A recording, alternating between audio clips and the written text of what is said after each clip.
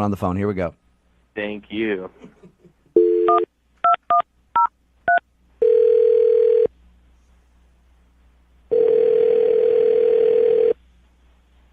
Hello? Hi, can I speak to Simone, please? This is Simone. Hi, Simone. How are you? This is Jubal from Brooke and Jubal in the Morning. I'm sorry, where did you say that you're from? Jubal from Brooke and Jubal in the Morning, the radio show. Okay. I'm not familiar with that show. Oh, so you're the one. I don't get it. Yeah, you're not supposed to, really. That's fine. So if you don't listen to our show, I'm calling you today because you recently went out on a date with somebody who does listen to our show, and he asked me to get a hold of you. His name is Kevin. Okay. He's texted you a few times and hasn't heard anything back. Did you not like going out with Kevin? This is just really weird that you're, I don't know, calling me and asking me about this. I understand. We make a ton of these phone calls. It's never not weird. But do you have a few minutes to tell us about your date with Kevin? I don't know. Is this going to, I don't know, get really weird and personal? Because I definitely don't want to do that. Get as personal as you want it to get. We're just wondering why you're not calling him back, that's all. And he's wondering why you're not calling him back. I don't know. I just guess I didn't really get the right kind of vibe from him. Was he like too nice? I mean, we talked to him. He sounded really nice. Maybe too nice? No, he was appropriately nice. He's the right level of nice. I don't know. There's just something about him that didn't quite come across as the kind of person that I would normally want to date. Is he creepy? No, he wasn't creepy. He was sort of, frumpy. Frumpy? Yeah. My first impression was that he wasn't making a lot of effort for this date. So you like he dressed poorly? Yeah, I mean, it's not like he seemed he hadn't washed. I don't know, like I was wearing heels and I was wearing a really cute dress and I wanted to make a good impression and I didn't get the idea from him that that was important. Were you, what? Because I always think frumpy, immediately I think chubby. Are you not attracted to him because of his body build? He's cute. Not frumpy like chubby, just frumpy like I threw this on and whatever. So you feel like he didn't put in enough effort to try to impress you? Yeah. He was very polite. It's not like he was a jerk or anything. He was a nice person. I just had this sort of feeling from him that he is not a particularly motivated person or has any sort of real kind of hustle. Really? You know what? There's nothing more unattractive to me than somebody who isn't motivated. I will agree with you on that. And so that's the vibe that you got, huh? Yeah, I mean, he just seemed kind of vague and uninspired, and I have a lot of passion, and other people who have a lot of passion, when he just didn't seem to have a you don't really excited about. You don't want to date somebody that's going to sit on the couch and just watch Netflix all day, suck your bank account dry, right? Yeah, I understand that completely. You know, you want to be with somebody who wants to make something of themselves. What is wrong with that crazy person in the background? Sorry. I'll explain to you why Jose's laughing so hard. Okay. I think I might know why you had a hard time connecting with Kevin. Yeah. We talked to him a little bit, and he told us he was trying something different with this date. A lot of his previous dates judged him for how much money he has. So he was trying to sort of dumb himself down, I guess, to not seem like he was as wealthy as he is. Why would somebody do that? It doesn't even make sense. He told us that he wanted a normal dating experience with a regular girl that he met online. Yeah, but a normal dating experience, you still, like, put on a button-down shirt. I mean, that doesn't even... I'm with her. Listen, as rich as this dude is, he probably doesn't even know what a normal guy dresses like. Seriously. But wait, who is this person? Is this guy some famous person? And No, if you looked him up online, you would know who he is. Are you going to tell me? I don't know what I'm supposed to do with this information. I'll just let you talk to him. How about that? Hi. Oh, my God. Yeah, that's Kevin. He's actually on the other line and been listening this whole time. Oh, my God. You've been listening? Uh-huh. Oh my God, Kevin, I'm sorry I called you frumpy. That's totally fine. I was actually going for it, going for a certain look. So I can totally see what you were seeing. I just feel like I don't know what I'm supposed to do with this information because whoever this person was that you were like trying to pretend to be I don't think that's going to get you any more dates either. I don't. I want to be clear. It wasn't like I was trying to be someone else. I just didn't want to divulge everything about my life and like have you get obsessed about like my family and money like everybody else I've gone out with. Well, I think at this point the only thing I can do is just ask you who your family is. Yeah, that's what I was avoiding. I don't want it to be about that. I don't want it to be like some sort of like I'm wooing you with cash here. Well, I wouldn't want it to be about that either, and I'm sorry that you've had that experience. I understand why you've had that experience, but give me a chance to not be that kind of person. So wait, I can't tell, Simone, do you want to go out with him again, or do you not want to go out with him because you still think he's boring? I can't tell. Yes, I want to go out with him again. I just need Kevin to promise to be authentic. Okay, well, at this point, I would love to ask you guys if you'll go out on a second date. I will pay for it. We already know Simone wants to go out. Kevin, would you like to go out with Simone again? I'm going to have to pass. I'm going to have to say no, man. What? Really? This just didn't... What? This just didn't work out the way I wanted it to. You're the one that called in to get a second date. And you're the one that told her about the money. I didn't say it. Jubal told her about the money. That is true. I just wanted her to know what she was missing out on by not calling you back. Why don't you want to go out with her now? It sounded like you were into it before.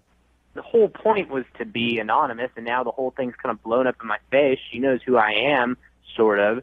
And I don't know. who you are. Yeah, she doesn't really know who you are yet. Yeah, but the money has come into the picture, You're Okay, I just think that's always going to be a problem for you, though, man. Like, you're going to have to get over that at some point. It's going to be a problem because it keeps making it a problem. yeah. Well, now I just really don't want to go on a date with you because of your tone. I mean, you sound kind of bitchy. What? Jeez. You know what? Good luck. I don't want to go on a date with you either.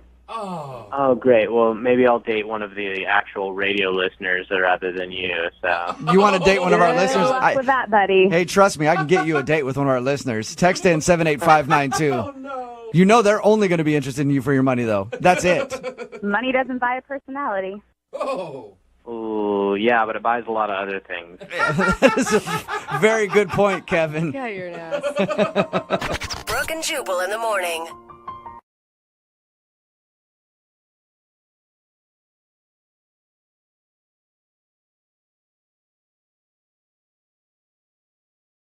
Moving 92.5. Brooke and Jubal's second date update. I think the best way to make a first impression on a first date is to show her your rage issues right away. You know what I mean? Just rage on the first date the whole time. Usually ladies like that a lot. Yeah. Like anger to turn us Yeah, on. they do. Oh, they love it. That's why Adam is on the phone right now. He emailed us about a date that he had that he feels didn't go so great because he was a little angry when he showed up to his date. Oh, no. Adam, how are you? Hey, guys. How are you? I'm good. Hey, man, first of all, I will say I read your email, and the issue that you had in getting to your date and the way you acted on your date, I can't blame you. I think I would have acted the same way. I've been in this situation a lot. But go ahead and tell everybody about how you met the girl that you want us to call today. So her name was Ren. Ren? And, it was one of those, like, friend of a friend thing. We were both single. They set us up. Thought she was real good looking. I was really attracted to her. Looking through her pictures, it really seemed like she was going to be a good fit. So I was pretty stoked on the date from the beginning, before we even actually met for the date. Right, And before you met and showed her your angry side. Dude, I didn't mean to show her my angry face. That wasn't the goal of the date. Yeah, but in your email you said you got there and you just raged for the whole time pretty much, and you felt kind of awkward about it. Explain what happened. I mean, I gave myself plenty of time to get to coffee. Last thing I want to do on a first date is show up late. And all of a sudden, like, out of nowhere, this ass turns into the lane in front of me and starts going like 20 miles per hour. And I wasn't running late, but this guy, I felt like he was messing with me because I'm just sitting there. And I'm beeping and I'm honking and I'm trying to be nice first. And then I just lose it. I flip a switch and I start going crazy on this guy. And he's just such a ass because I'm just trying to get somewhere. Adam, you are see, still you're angry. already My raging God. with us. We're just trying to ask Because you. he was an ass guy. Okay, hey, dude, Adam, you're talking to the king of road rage right here. Yeah. I'm constantly pissed off in my right car, now. so I understand. You're still shaking. So, you were angry about this dude. Yeah, well, of course I was angry. Yeah, Okay. but, this guy who pulls in front of me makes me 10 minutes late, and that pisses me off. And I tried to let it go, and I guess it was just nervous energy. I just kind of wouldn't shut up, and I just talked nonstop pretty much the whole day, Were you talking about this guy the whole time? pretty much. Do you have anger issues normally? Are you an angry guy? I tend to think I'm pretty even-keeled guy, but You sound Don't sound like like it. it. I asked you to recap the incident on the way to the date, and you just went off on us. So you sound like an angry dude. Are you an angry guy, or are you? I'm not normally, really an angry guy. Mm-hmm. I think it was just the nervous energy of going to the date, and I think it's a mix of both of those things. I just kind of, had a tough time. Did you explain to her that you were upset at a guy that I you? did. I think it just came off angry. Yeah, I can see how that happened. Did she comment about your anger? Did she say, like, whoa, you're still pretty upset about this? Not really. I mean, she was pretty quiet about it. She was really quiet. Probably quiet because she was scared for her life. People get that way. That's where I felt real bad with. I just kind of just talked nonstop for 45 minutes. Did she get a word in edgewise? I mean, not much. All right, really. so you talked at her the whole time.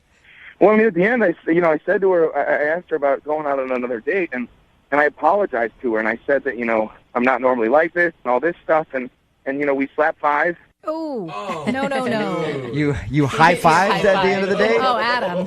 Well, I wasn't going to kiss her. I was, sweating from being so nervous and pissed off. What kind of five are we talking about here? Like on the side, down low, high five? Up high. Up high, all right. So you gave her a high five to say goodbye. Oh, she probably didn't want to do a fist pound because she thought you might break her Yeah, hand. seriously. Did you ask to see her Well, we again? did interlock fingers, though, guys. Oh, nice. That's almost a handhold. You almost held her hand on the first date. Did you ask to see her again? Well, yeah, we talked about it, and I mentioned I'd throw her a text, and I've texted her a few times, and I haven't really heard back. So I'm kind of curious. I know it didn't go great, but I thought it ended good. After you apologized to her, did she say, oh, I totally understand, I've been there before, or? Not so much. And so she seemed upset. Yeah, I mean, I told her. I said I told her that my energy level was off, and I was really nervous for the date as it was, and then this happened, and it just totally threw me, and I feel horrible about it. And I told her that, and she seemed receptive to it. Yeah. But this whole situation, it didn't go well, and I really want a second chance because I think her and I could really do well together, and I think that even with my anger issues, the little bit of road rage and stuff, I feel like a girl like her could really calm me down. Okay. Oh, that's kind of sweet. All right. Well, we'll play a song, come back, call her, and get your second date update, okay? Great. Thank you, guys. All right. Try not to freak out. Hang on. Moving 92.5. Brooke and Jubal in the mornings. Second date update. Adam is on the phone with us. He wants us to call a girl named Rin today for his second date update. They went out, met for coffee. He was 10 minutes late and ended up being very frustrated from a road rage incident that made him late. Feels like he just vented about the thing the whole time and was just angry and didn't even let her get a word in edgewise while they had their coffee date. Adam, you about ready to give her a call?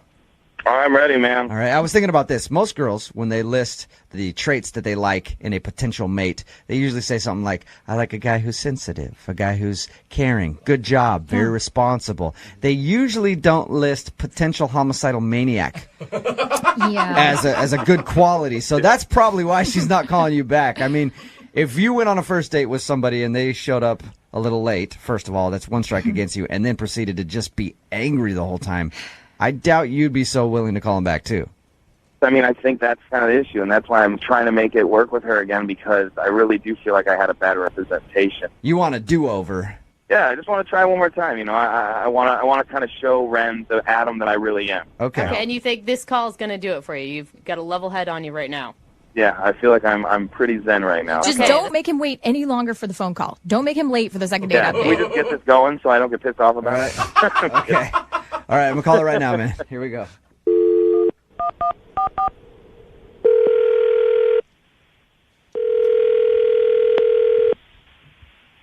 Hello, Hi, can I speak to Ren, please? this is she. Hey, Ren, how are you? This is Jubal from Brooke and Jubal in the Morning, the radio program. I'm sorry, I think you have the wrong number. No, I'm pretty sure I have the right number, Ren. There's not a whole lot of Rens, and I was given your number by a guy named Adam to call you today. What? Yeah. Adam is a listener to our show, and he says he recently went out on a date with you, but you're not calling him back, and he asked us to see if we could get you on the phone and ask why. How do you know him? He listens to our radio show. Adam wanted us to call you to ask if he did something wrong on your date or there's a particular reason that you don't want to see him again. I don't even really know how to respond to this. I know Did it's he talk to you about this? He did. He told us that you went out for coffee, and he said that he was a little late, and he actually feels bad because he thinks that he may have been a little upset from a traffic incident, and he wasn't very attentive to you on your date. Oh my God. Oh my God. Is that a pretty accurate description? Yeah, I would say so. I get this is what you guys do, so I don't mean to be disrespectful at all. I'm just kind of like, no, oh my God. It's fine. I appreciate you taking the time out to talk to us. We just want to pass along a message to Adam and give him your perspective on the first date. Yeah, I can talk about that. My experience with Adam was very limited, and I'm not a very confrontational person. Mm-hmm. And he was very, very angry, and I think that the first 10 minutes of the time that we very, very first were introduced to each other, it was really just all about this driving experience he had being so frustrated with this other person. Was he like cussing and stuff when he was explaining it to you? Yeah, I mean, it's not like it was so over the top that I would have need to have left, because I would have done that if it was really, really that bad. If he was. That's what I was going to ask you, Ren. I was going to ask you if at any point you were scared for your life. Oh, gosh.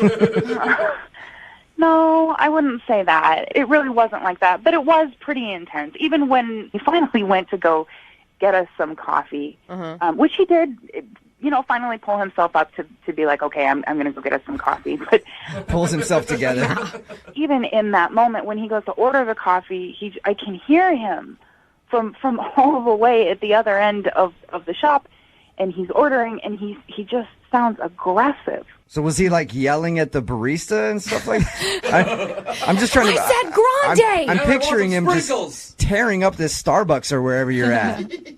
No, it really wasn't like that. It wasn't like he was unkind toward the people around him necessarily. It's just the manner in which he was dealing with things. It was just like pent up. When somebody's really upset about something, and even though they are doing something normal, it's in an abnormal way. Mm-hmm.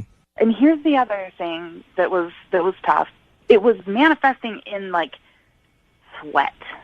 Oh. He was so mad that he was sweating?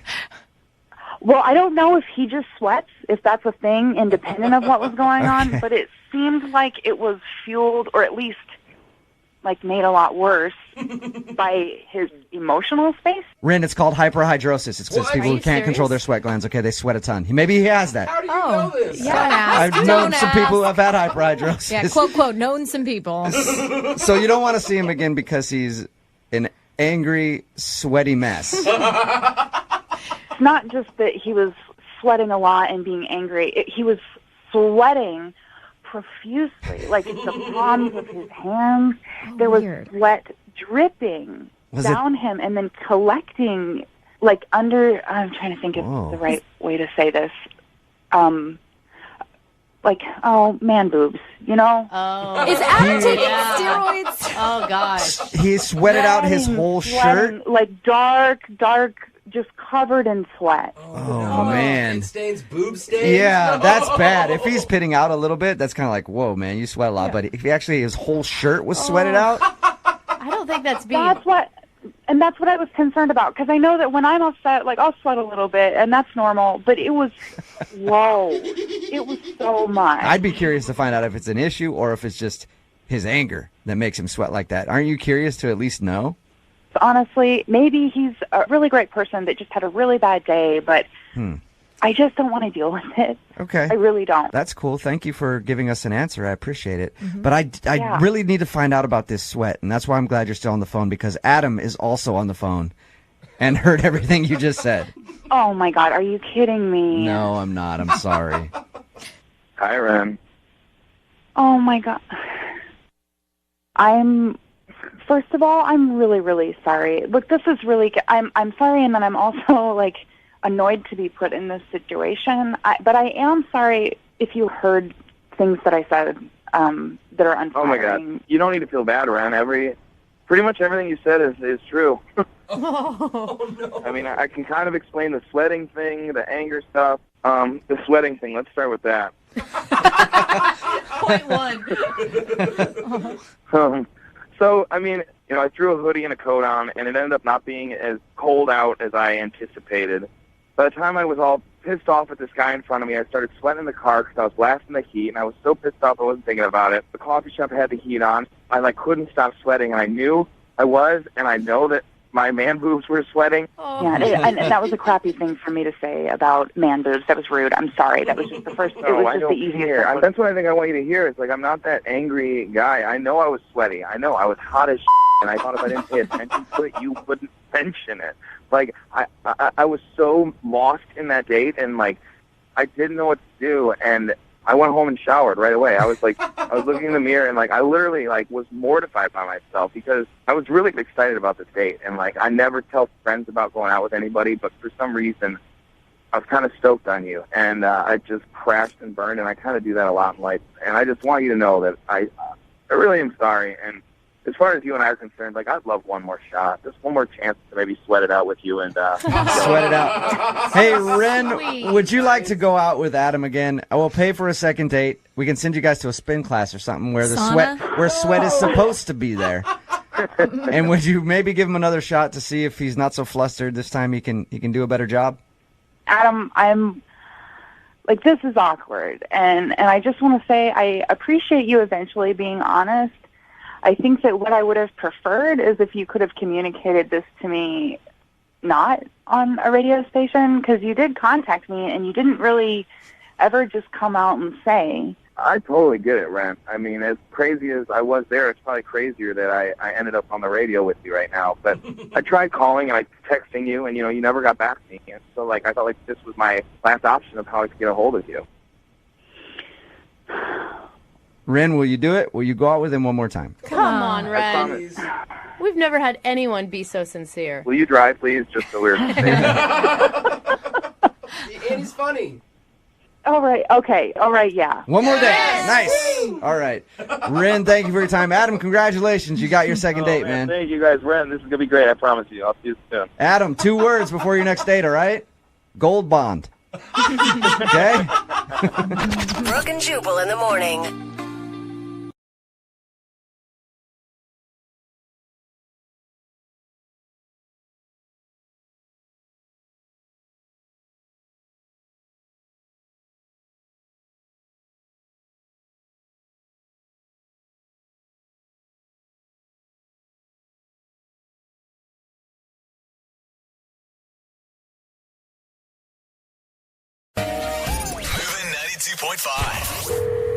Brooke and Jubal's second date update.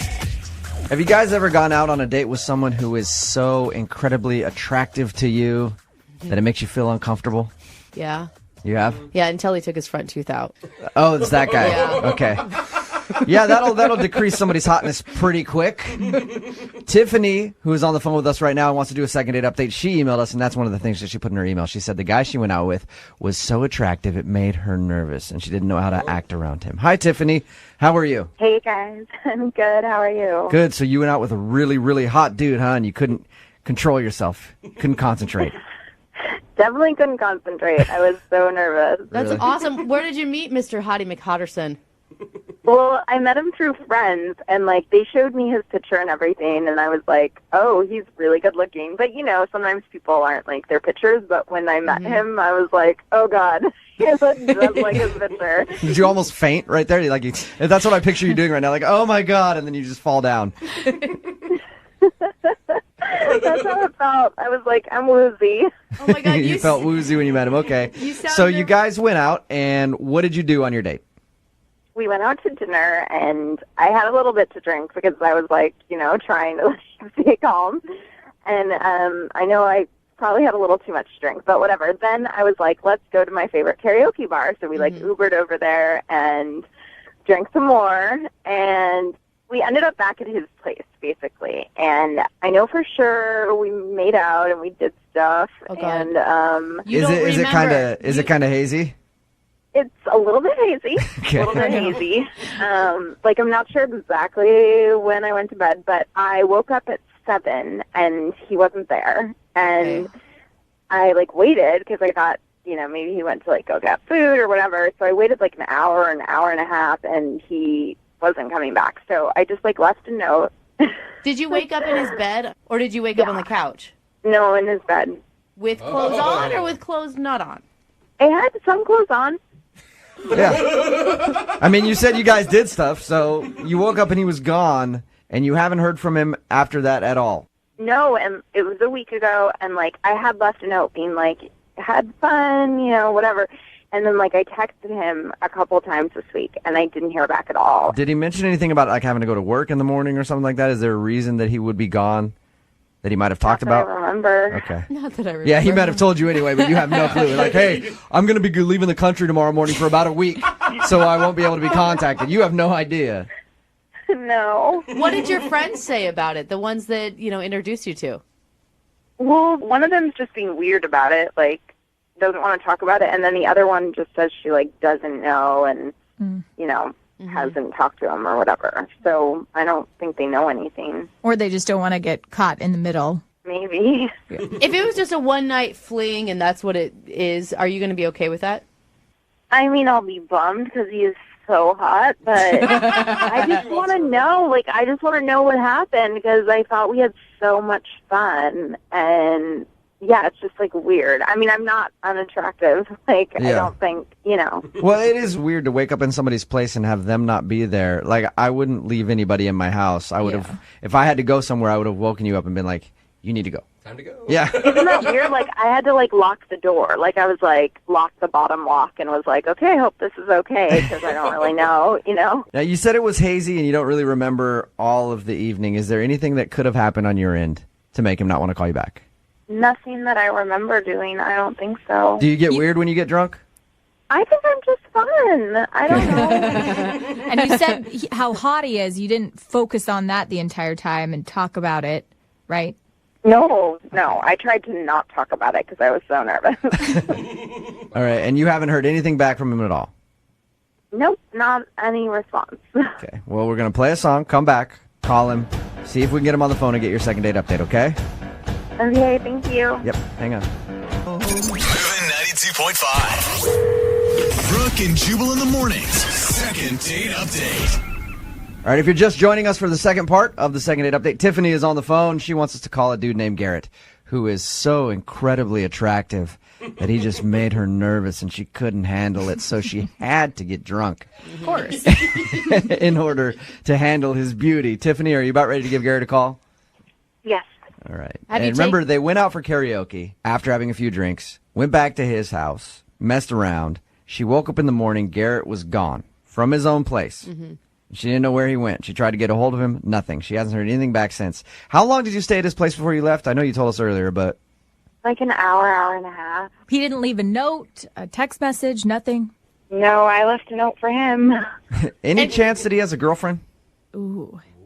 I don't think so because our friends set us up. I don't think they would do that. And there was no girl stuff at his place? Yeah, come on. In an hour and a half, you went through a lot of stuff. Let's be honest. I didn't see anything. Okay, yeah, you didn't deny snooping through his stuff, but that's understandable. I would do the same thing. All right, well, I'm going to call him now, see if we can get him on the phone and get your second date update, okay? Okay. All right, here we go.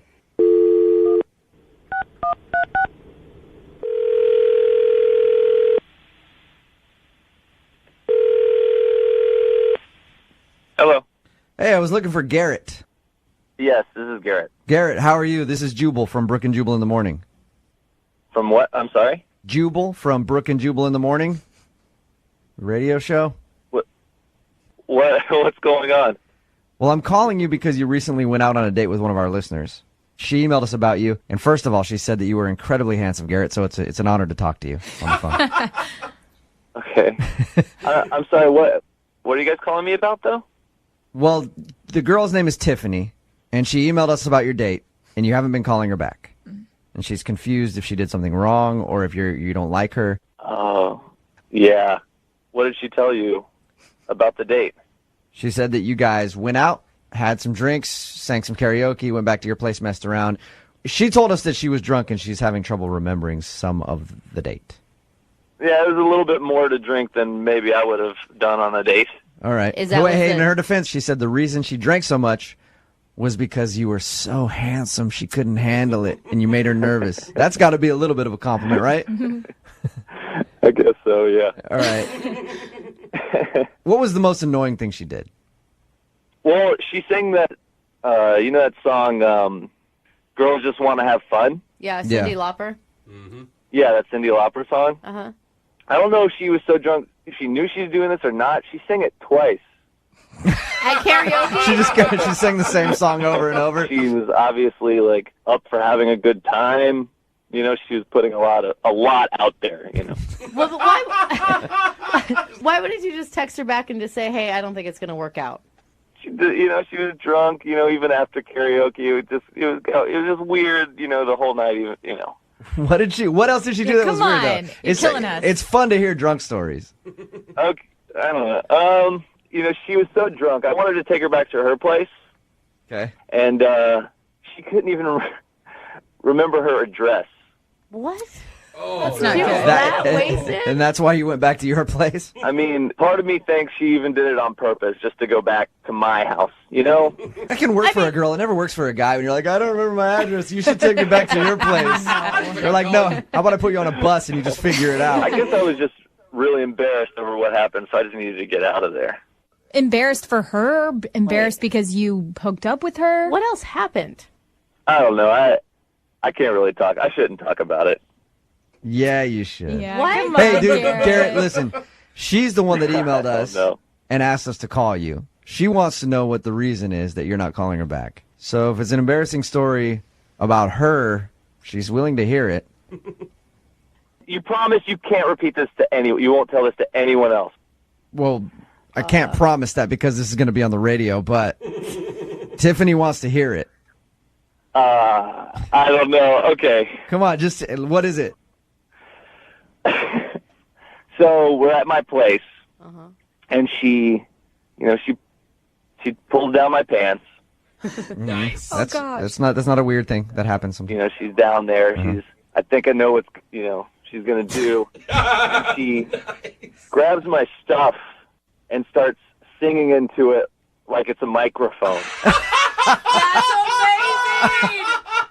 Are you serious? Yeah. Did you go from like so excited to just so disappointed?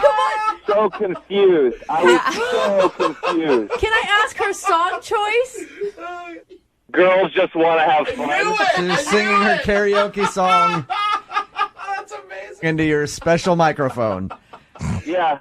He got a sound job. Yeah. That is funny, dude. I would have laughed. I mean, I'd laugh about that. It bothered you that much, though, that you don't want to call her back? Well, it wasn't just like a joke sing. Like, she was doing the whole performance. She was like, come on, you know the words. Come on. How'd you stop it? Did you just, like, try to kiss her and be like, oh, get back up here. This is weird, yeah. No. I told her, I said, go wait on the bed.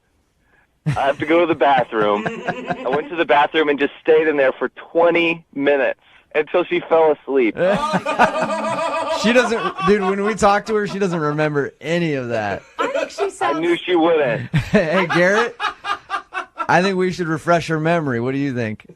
No, I don't want her to know anything about this. It's too late, Garrett, because she's on the other line. Oh, my God. And just heard everything you said. Tiffany. Oh my God. Hey, little songbird. How's it going? Oh my God, I'm so embarrassed. I really don't remember doing that. You definitely did that. I think it's awesome. Oh my God. You ever done anything like this before, Tiffany? Is that your move? No, not a move. Not a move? Okay. Tiffany, do you think it in any way maybe could have been like you drunk being funny? I don't think so. Doesn't sound very funny. I think it sounds It sounds hilarious, yeah. I'm really sorry, Garrett. You totally do not need to text or call me back. I completely understand. And if you could just do me a favor and not tell all of our friends, I would really, really, really, really, really appreciate it. I'm fine pretending it never happened. Tiffany, if you think about this, Garrett really doesn't need to worry about telling anybody because you just did this in a second date update and it's going to be aired on the radio. Yeah. Oh, that's fantastic. I'm super excited about it, and that's awesome. It could be a funny story. Dude, I think you need to own it. I just think you need to own it. I mean, Garrett liked you enough to go on a date and hook up with you that night. Yeah, but you say Garrett went out on a date with her. That was before he knew that she was going to sing into his microphone. She sounds like a fun girl who's up for a party no matter where the party happens to happen. That's right. Thank you, Brooke. See? Hey, Garrett, would you like to go out on a second date with Tiffany? We will pay for it. I feel like it's going to be pretty awkward after this. It's only awkward if you make it awkward. It could be funny. It could be awesome. Garrett, I'm really sorry about everything that happened, but I mean, I feel like up until that perfect, embarrassing moment, like, we had a really good time, yeah? We were having a lot of fun. Yeah, we were having fun. It was fun. It was a little weird. Garrett, what's it going to hurt to go out on another date? Like, think about this. That's a pretty innocent thing that she did. It's hysterical and funny and awkward, but it's not like she did anything where you don't like her as a person or you just didn't get along at all. It sounds like you guys got along great. Why not give it another shot? All right, let's do this. All right. Awesome. Yeah, it sounds like this isn't something you will do again to me. I promise you that's only a first date move.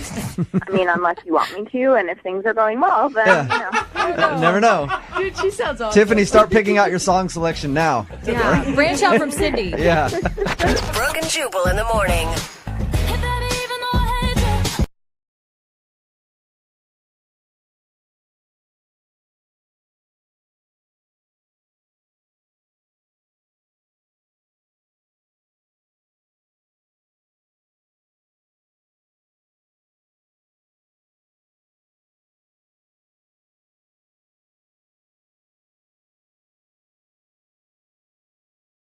Need LASIK? Trust the experienced team at the LASIK Center at Evergreen Eye Center. No glasses, no contacts, no limits. What will you do?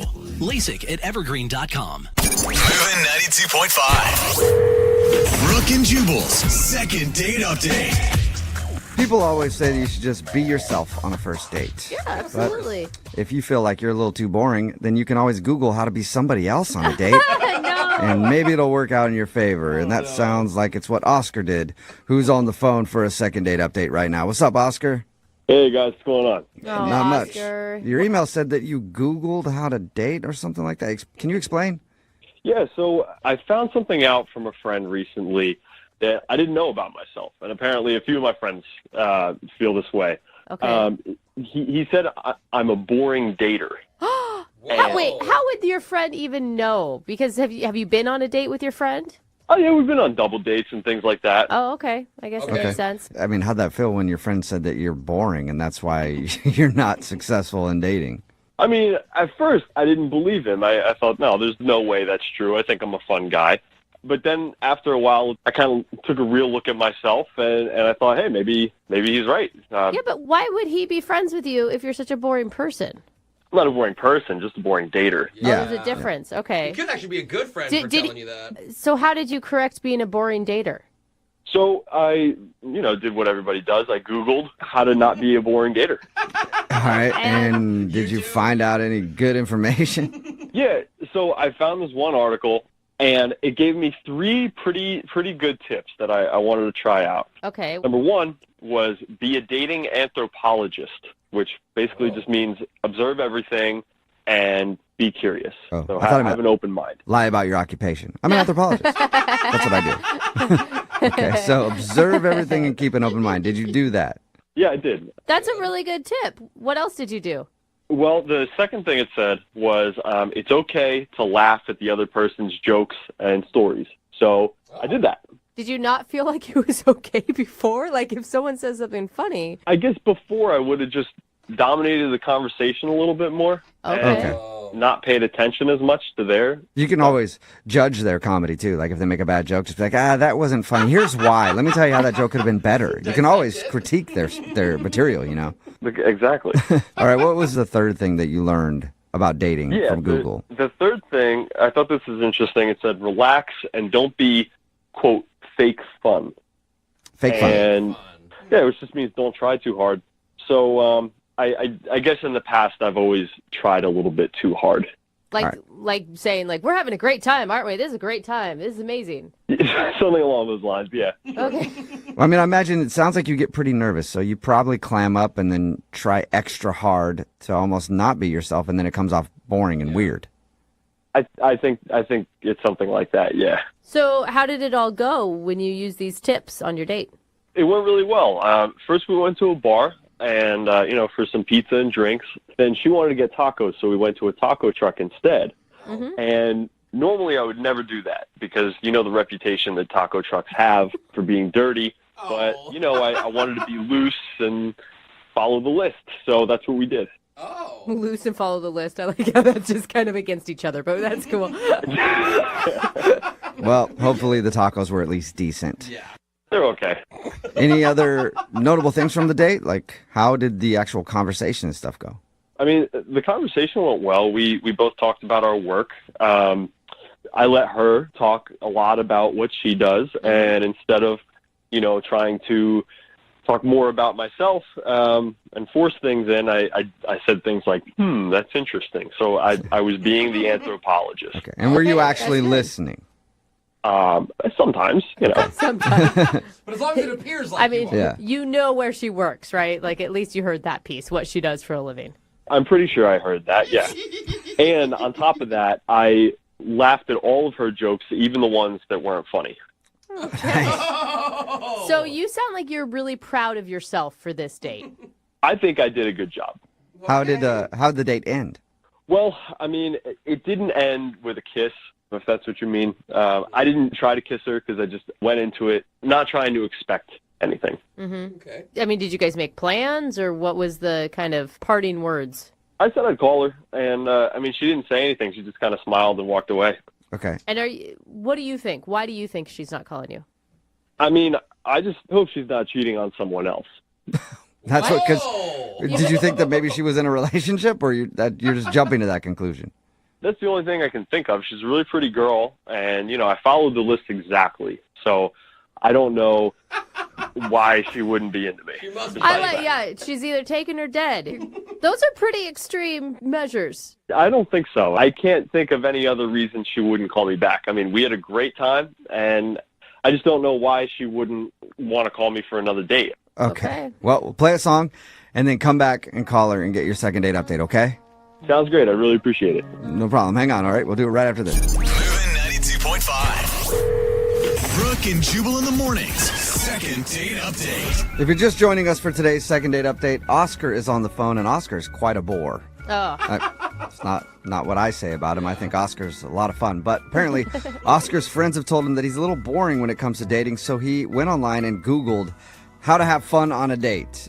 And he shared with us that he learned things like be a dating anthropologist, which means to observe everything with a curious, isn't that interesting mindset. He also said that it's okay to laugh at the other person's jokes, no matter what, even if you don't find them funny, and relax and don't have fake fun. But he's not getting a call back from a girl named Jade, and we're about to get her on the phone and see why. All right, Oscar, anything else that you want to say before we give her a call? I just want to say I really like this girl, and, she's really pretty and a lot of fun, and I really hope she picks up when you guys call her. And is it going to be okay if we tell her about your Googling and your 3 tips and trying to improve your dating self? I'd rather if you didn't. It's a little embarrassing. Okay. So I'll start with that then. I'll start with that. You Googled how to have a good date. Please don't. All right. Here we go. I'm dialing her phone number right now.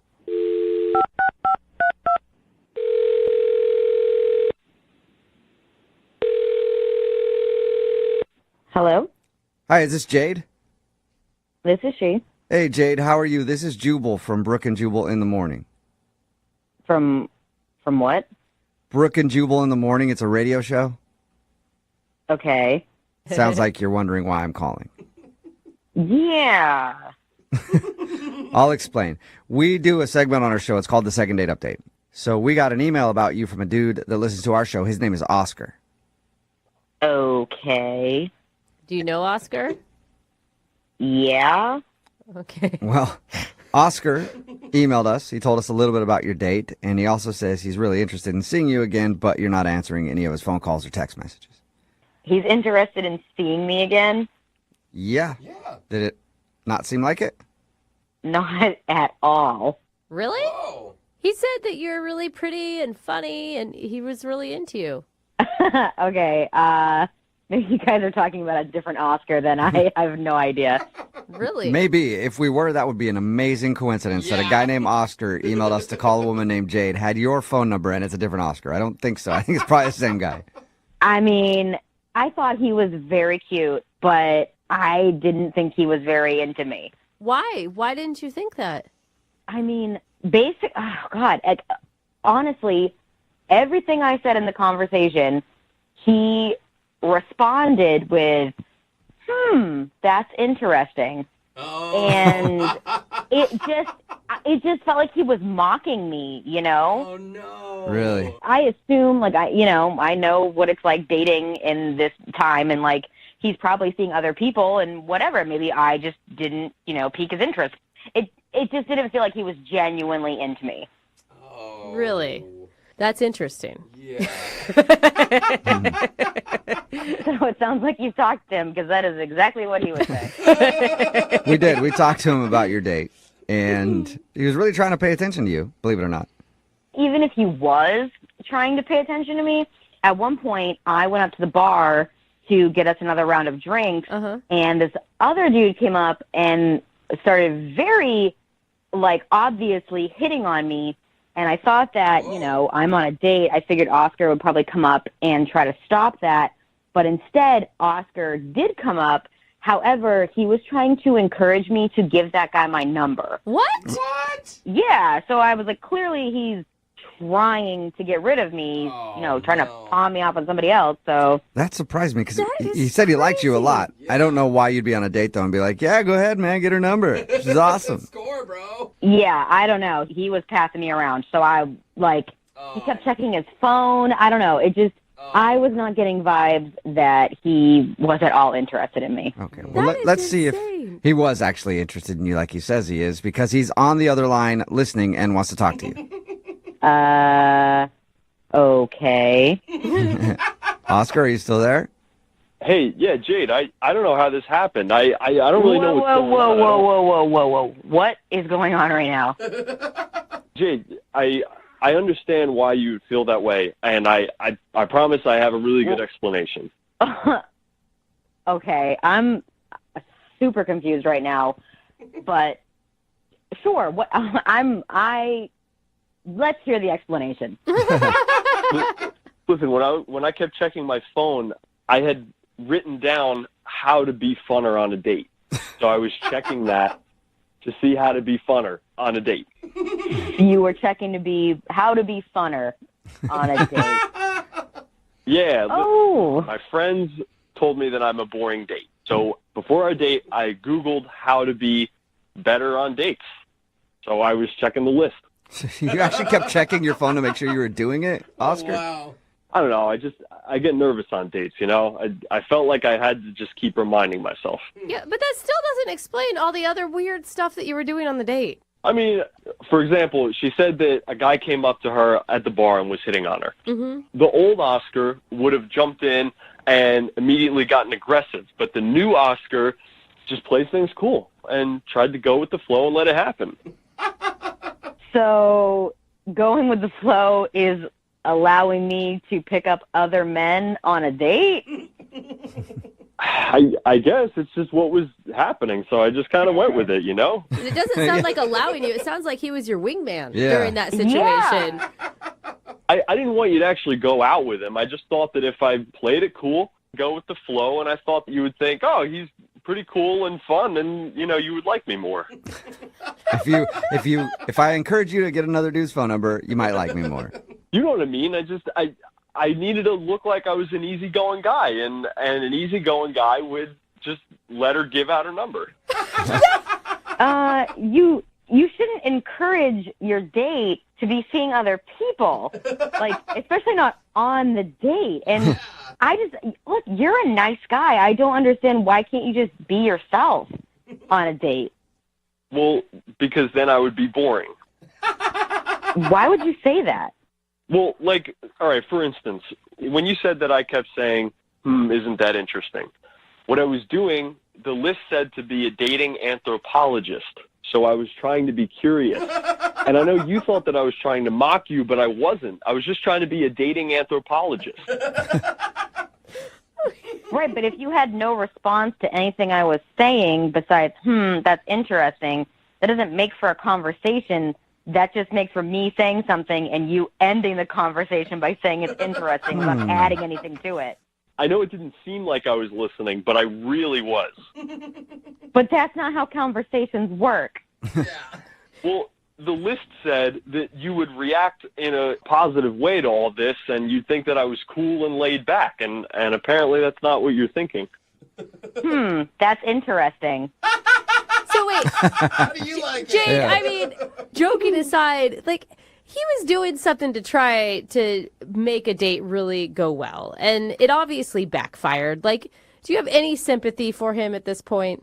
I mean, it makes a lot more sense now. Like, I finally get what he was doing. And he is cute, but I would like to know what he's really like, you know, and not just some list of what he thinks he should be like. Well, perfect. Then why don't you go out on another date with him? Jade, would you like to go out with Oscar again? We'll pay for it. Listen, Jade, before you answer, you can date the old Oscar. The old Oscar's still around. He's in there. Yeah, the old boring Oscar. What do you think, Jade? So I am very, very interested to see who you truly are, because I do think you're a very attractive guy. But if we go out again and another dude hits on me, I do not want you to encourage that. Like, I want you to shut that down and be like, no, this is my date, you know, so that I feel like you want to be with me. I can definitely do that. Actually, I'm much more aggressive than I was on our last date. I might actually hit the guy this time. Oh, nice. No. Does that make you feel better, Jade, if Oscar just punches some Do dude? that. Don't need to do that. Yeah, middle ground. Go somewhere in the middle there. Okay, got it. So no punching, but also don't let him give you his number. Is that what you're saying? Yeah, that sounds great. Perfect. All right. Well, congratulations, Oscar. You got a second date.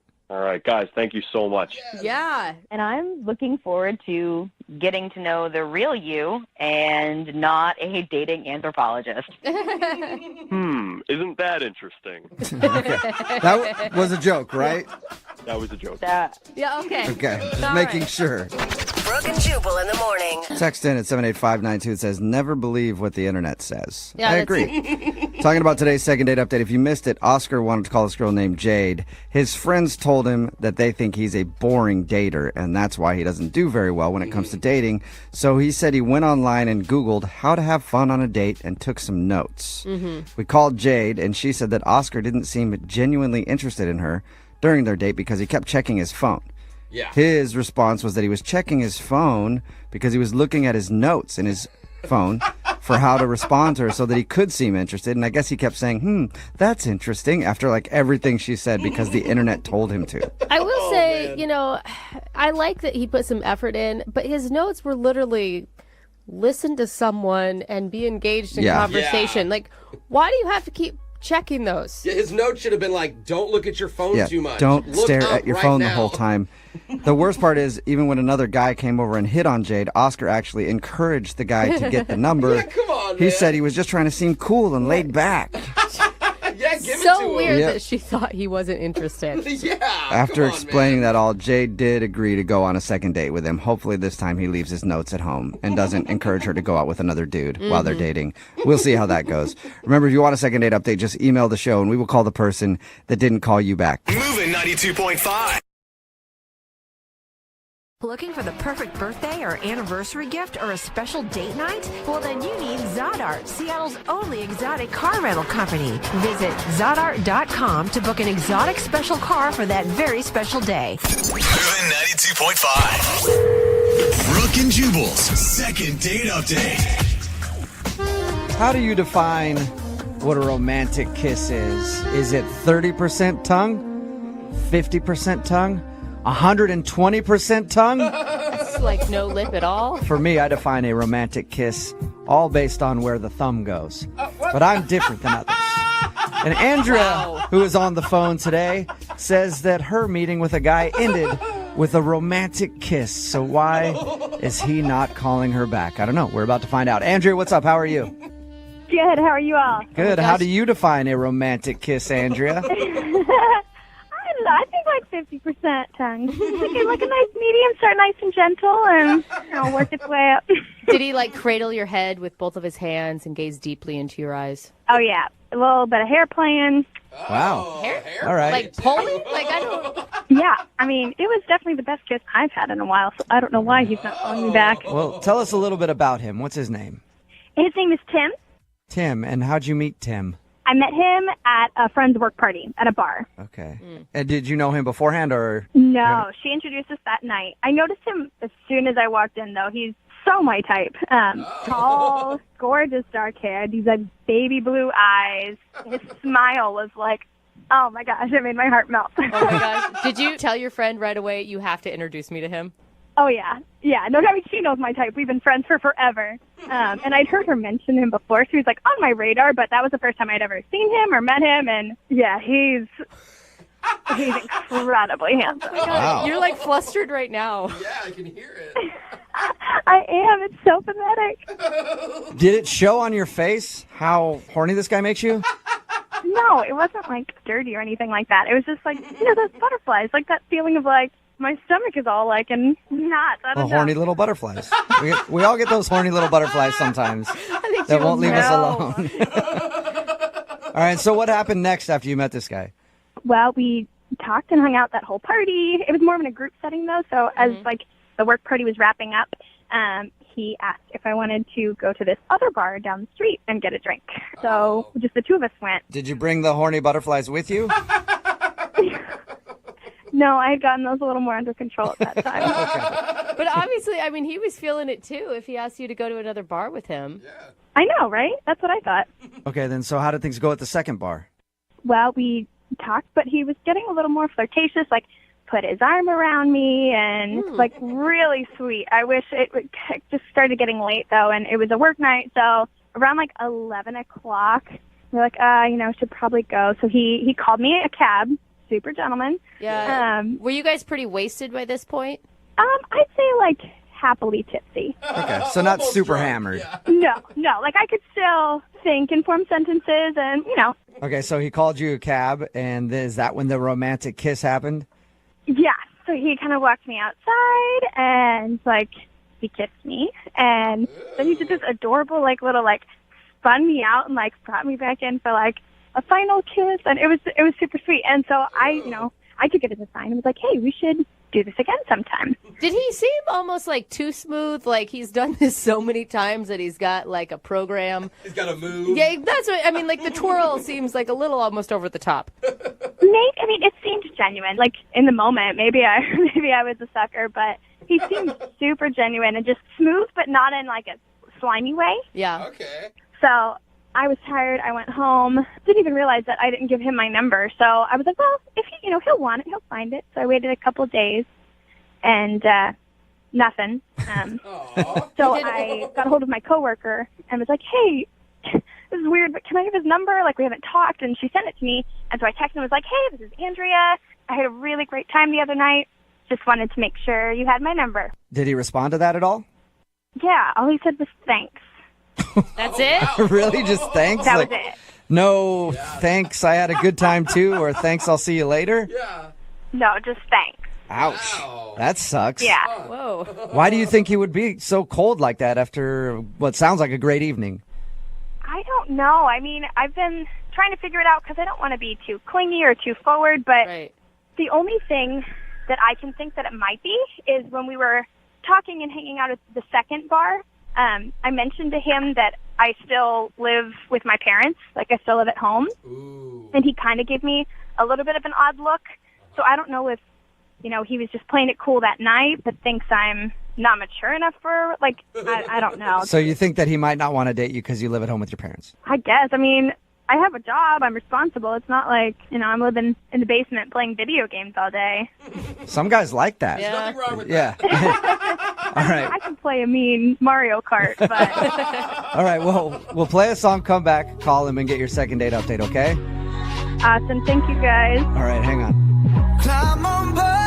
Moving 92.5. Brooke and Jubal in the mornings. Second date update. If you're just tuning in for today's second date update, that music right there would be the sound of horny little butterflies. The ones that get in your stomach as soon as you see somebody that you find attractive. Well, Andrea is on the phone, and she has a bad case of the horny butterflies. Because she met a guy named Tim at her friend's work party. They hung out for a little while even after the work party and ended the night with a romantic kiss. But now he's not calling her back. She actually was able to text him and say, that was fun, we should do that again. And he just said, thanks. So apparently he's not hearing the same horny butterfly music that she's hearing in her head. But we're about to see if we can get him on the phone and find out why he's not calling her back. Andrea? Mm-hmm. Are you ready? I guess. Are you regretting doing this after being labeled as a horny butterfly girl? I guess I'll wait to hear what he has to say until I regret it. Okay. All right. Well, I'm going to dial his phone number right now and find out why he's not calling you back. Here we go. Okay.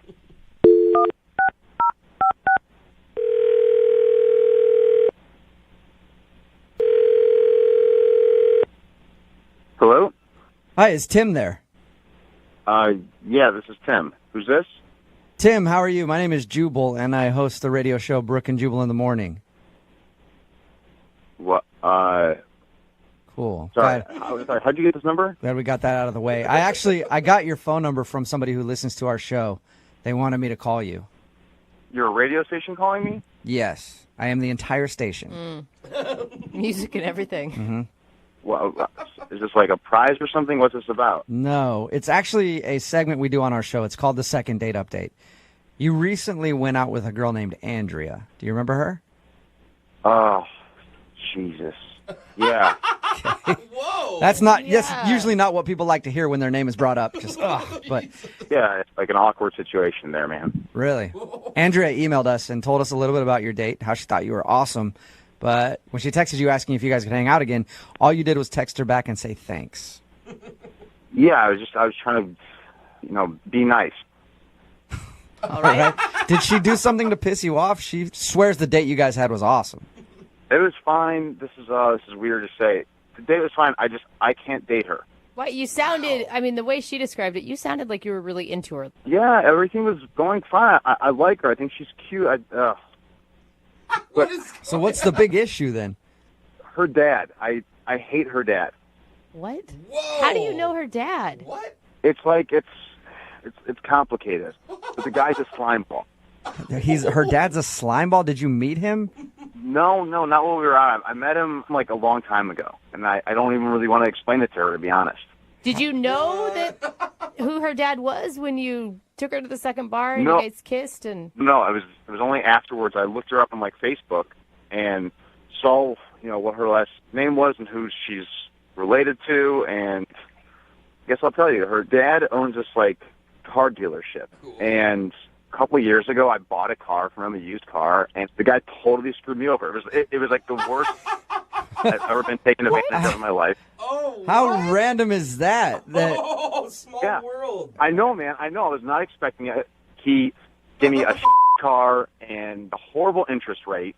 And it was one of my first times, like, getting a car, on my own. So, like, I didn't know any better, really, but, like, the guy totally took advantage of me. And that was, like, a big turning point in my life. Like, no joke. Like, I was like, I don't want to be taken advantage of anymore. Like, I have to get smarter about this stuff, but I also, like, I want to prevent myself from that type of thing happening again. And I never want to see this guy again. Okay, so wait. You don't want to talk to her because you think her dad, like, she could be like her dad, or because you are afraid of this going into a relationship and you having to meet her dad? Well, first of all, she lives with her parents, so I'm guessing if it went into a relationship, I would run into the guy sooner or later. Right. And I don't know if I can control myself around him, to be honest. Like, I'm not going to be able to shake that guy's hand, But it could be, like, the ultimate form of revenge. I mean... To be honest, like, that actually went through my head, like, oh, I should just, like, I should sleep with her and then, get back at this guy. Yeah. But, like, I'm not that type of guy. Oh, okay.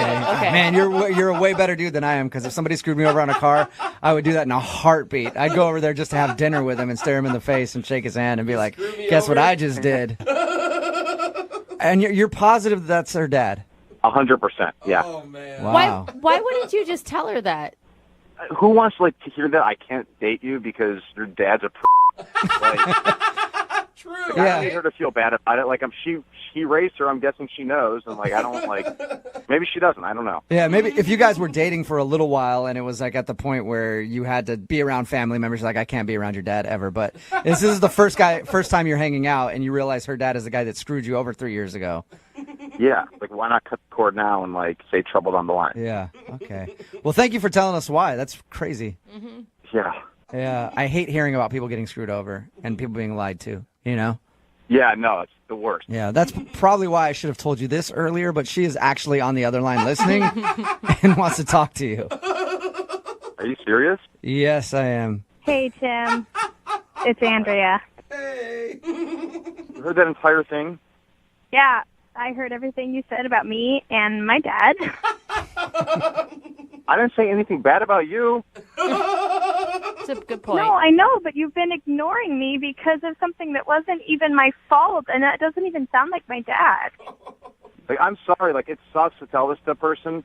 Your dad is a bad person. I guarantee you I'm not the first person he's done this to. Excuse me, my dad is not a bad person. I'm sorry for whatever experience you feel like you had, but my dad is a good guy, and that does not sound like him. I'm sorry for whatever happened, when but he's taking money out of my pocket and then giving it to you for your birthday. Like, I'm sure like that makes it easier to be on that side of things, but on my side of things, he's a bad guy. look, I'm sure it was just a misunderstanding. My dad is not a bad guy. I can't believe that you haven't let this go. How long? It was just a couple years ago. It wasn't like when I was 10 years old. But Tim, I mean, can't you give the guy a benefit of the doubt? Like, do you have proof that he tried to screw you over? Maybe, like, he didn't know there was something wrong with the car you bought. Oh, come on. This is his business. Tim, if you signed a contract on the car, that's equally on you. It's your fault for not having checked things more clearly. Oh, my. Well, the apple certainly hasn't fallen far from the tree. That's literally what they said when I called and complained. I am so offended right now, I don't even know what to do. I think you guys should go out again.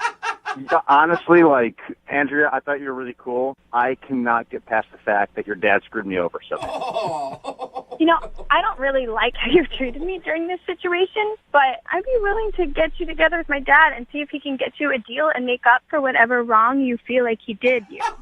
Hey. So, Andrea, you're kind of up for a second date if you take Tim to the car dealership and get him a better deal on a car? Well, I mean, he clearly feels like my dad took advantage of him, and no one should feel that way. And I think my dad would agree. And I bet if he came down to the dealership, that my dad could get him into something newer and nicer. And yeah, a cardboard box would be newer and nicer than what he sold me. Oh, my God. I like how the second date update has turned into a car sale. I know. Tim, would you like to accompany Andrea to her dad's dealership one more time? See if you can get a... No. No? You're crazy. You're missing out. She's a good salesman. Yeah, she's lucky I don't report her father to the Better Business Bureau. you know what, Tim? I don't want to talk to you anymore. You blew your chance with me, and you blew your chance on a great new car.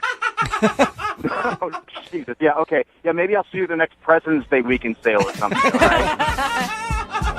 Brooke and Jubal in the morning. It's my house. Got a text in at 78592 that says, that guy's crazy.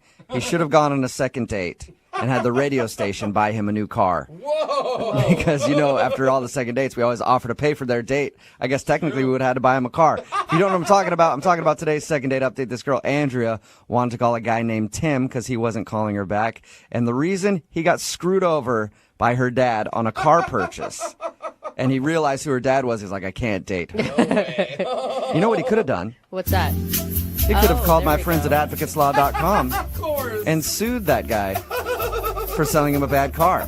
If you have any legal issues that you need help with, you can always hit up my friends at advocateslaw.com. They're available 24 hours a day. All you have to do is call 206-512-3555. They've gotten over $100 million for people who need their help. So even if you're curious if you need help, just go in there, get a free consultation. It's that easy. Okay, back to the second date update. Anyway, yeah, he wouldn't go out with her because he got screwed on a car. I kind of understand it, though. I mean, that feeling of just getting raked over the coals sucks, We're getting lots of texts in at 78592. Somebody said, he needs to let it go. That was a long time ago. But more people are texting in like, I understand completely. Yeah. Somebody texted in at 78592 that said that they bought a car in California once and got screwed over. So now they will never purchase a car in California. Well, what a stance. I mean, how are they going to live like that? No car dealership at all. Just the whole state of California. Give me a free car? No, not if it's from Cali. Nope. I mean, it's one of the largest states in the entire country, but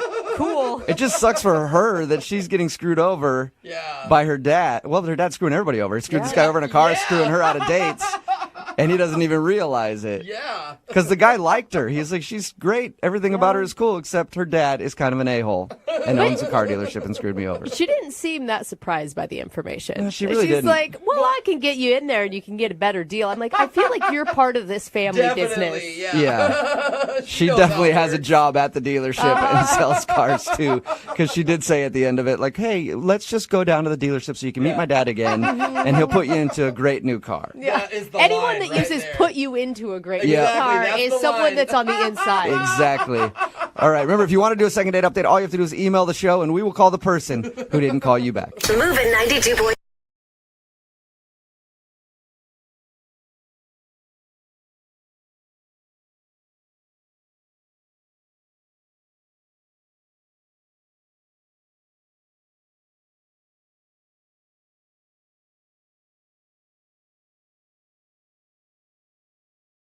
Need LASIK? Trust the experienced team at the LASIK Center at Evergreen Eye Center. No glasses, no contacts, no limits. What will you do?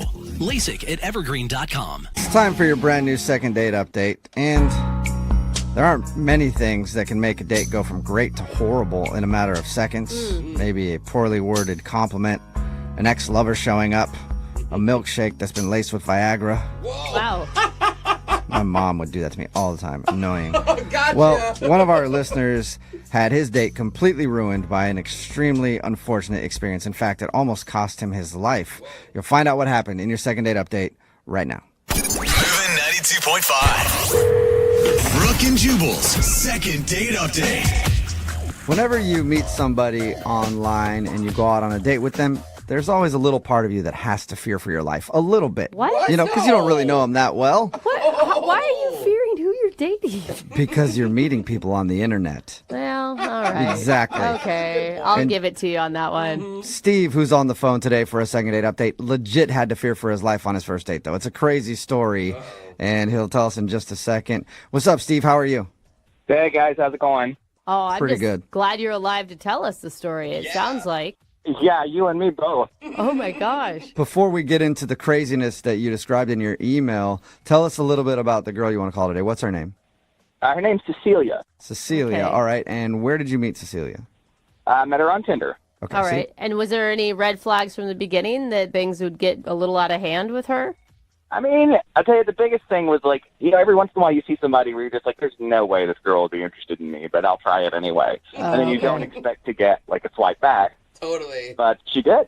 Okay, so that either means she thought you were equally attractive, or it means that she's nuts and no one else will date her. Right. You know, either one of those could apply. You never know. How long had you guys talked before you actually went out? We didn't talk long before I took a chance and asked her out. Because I'm like, this girl is not going to stay alone for very long. I got to take a chance when I get it.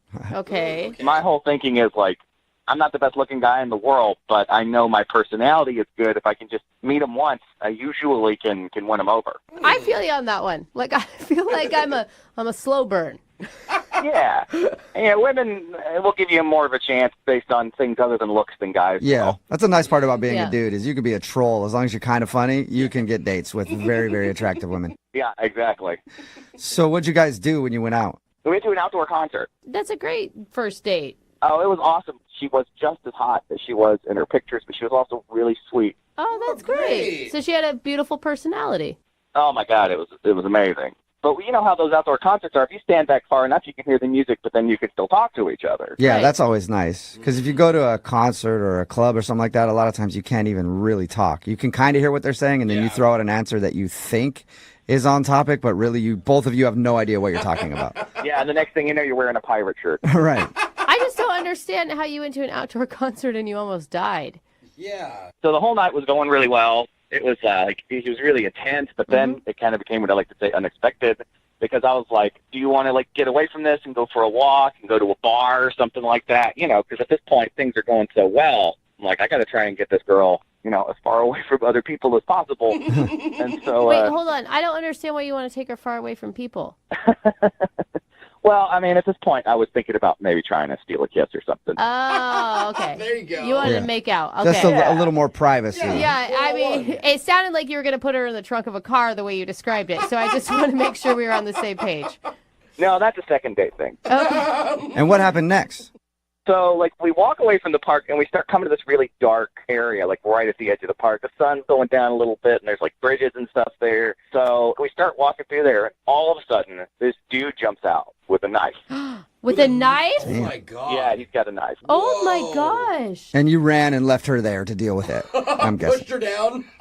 Well, here's the thing. I have done some self-defense courses. Okay. So, like, I just sort of jumped into, like, protection mode. And Really? I jumped in front of Cecilia, and I told her to get out of there, and she did. And then, like, I know this is going to sound, it's going to be tough to believe, but me and this guy, like, we fought. Wait, Wow. you battled a dude in the park with a knife. Yeah. Don't you think the better idea would be to run? Why are you fighting dudes with knives? He's trained. I mean, look, if anything's going to impress this girl, it's going to be jumping in front of a guy with a knife. That's true. Yeah, you saved her life by beating up a dude Dude. that jumped out of the bushes with a knife. I think that would score you a second date. And you can't be honestly still thinking about the date when a guy with a knife is in front of you. Yeah. No, honestly, it was just kind of instinct. That's cool, man. That's So wait, and what happened in the fight? He dropped the knife. I got cut a little bit, but nothing more than superficial. But eventually, I guess he just thought it wasn't worth it anymore because I got the knife out of his hand. It fell, and then he ran away. Okay. Thank God. And You're okay. did you meet up with her after that? Well, I turned around. Obviously, she was gone, and it had been a couple of minutes, so she was probably far down the road. And then all of a sudden, she texted me and asked if I was okay. I said, yeah. And then I said, well, hey, why don't we meet at, like, Starbucks in 20 minutes? Mm-hmm. So I went to Starbucks, cleaned myself up a little bit, and she never showed up. And I've been texting her ever since and not getting a reply. She hasn't replied at all? You saved her life, pretty much. I know. Hold on, why do you want to call a girl that won't call you back after that incident? Like, you always hear that those things bring people closer together. Yeah, you would think. My first thought is maybe she was just freaked out. I'm like really shaken up by it, and I don't know. I don't want to be like traumatizing her or anything by reminding her, but also like I want to make sure that she's all right, and honestly, I want to go out again. Yeah, it could have just been a super scary thing for her, and like now she just doesn't want to call you back because she just has a bad memory associated with it or something. Oh, yeah. Right. I don't know, man. I think she's a woman that just left you in the woods with a guy with a knife and then sent you a text to check on you. Well, to be fair, I told her to leave. Yeah, you did say you'd protect her, and it sounds like you did. It's just weird that she wouldn't at least answer any more of your texts, like even just to talk to you a little bit. And you, yeah, that's weird. Yeah. So she hasn't answered you at all since asking you if you're okay. No, and that's why I want to do this second date update thing. I want to try and get her on the phone and see what's going on. Okay, cool. Well, then we'll play a song, come back, and call her and get your second date update, okay? Awesome. Thanks, guys. All right, hang on. Brooke and Jubal in the mornings. Second date update. When you think of superheroes, you think of Superman, Yeah. Batman, Steve, That's right. Steve. If you missed the first part of today's second date update, Steve is on the phone with us, and he wants to call a girl named Cecilia. They met on Tinder. They went to an outdoor concert, and as they were leaving the concert, some dude jumped out at them with a knife. Steve then told her to run and ended up fighting the guy off. Whoa. But the problem is, he never saw Cecilia again. Yeah. After that, she texted to see if he was okay. He said, yeah, and let's meet at a Starbucks. She never showed up to the Starbucks, and now she won't answer any of his texts or phone calls, so we don't really know what's going on. And we're about to call her right now and see if we can get the answer.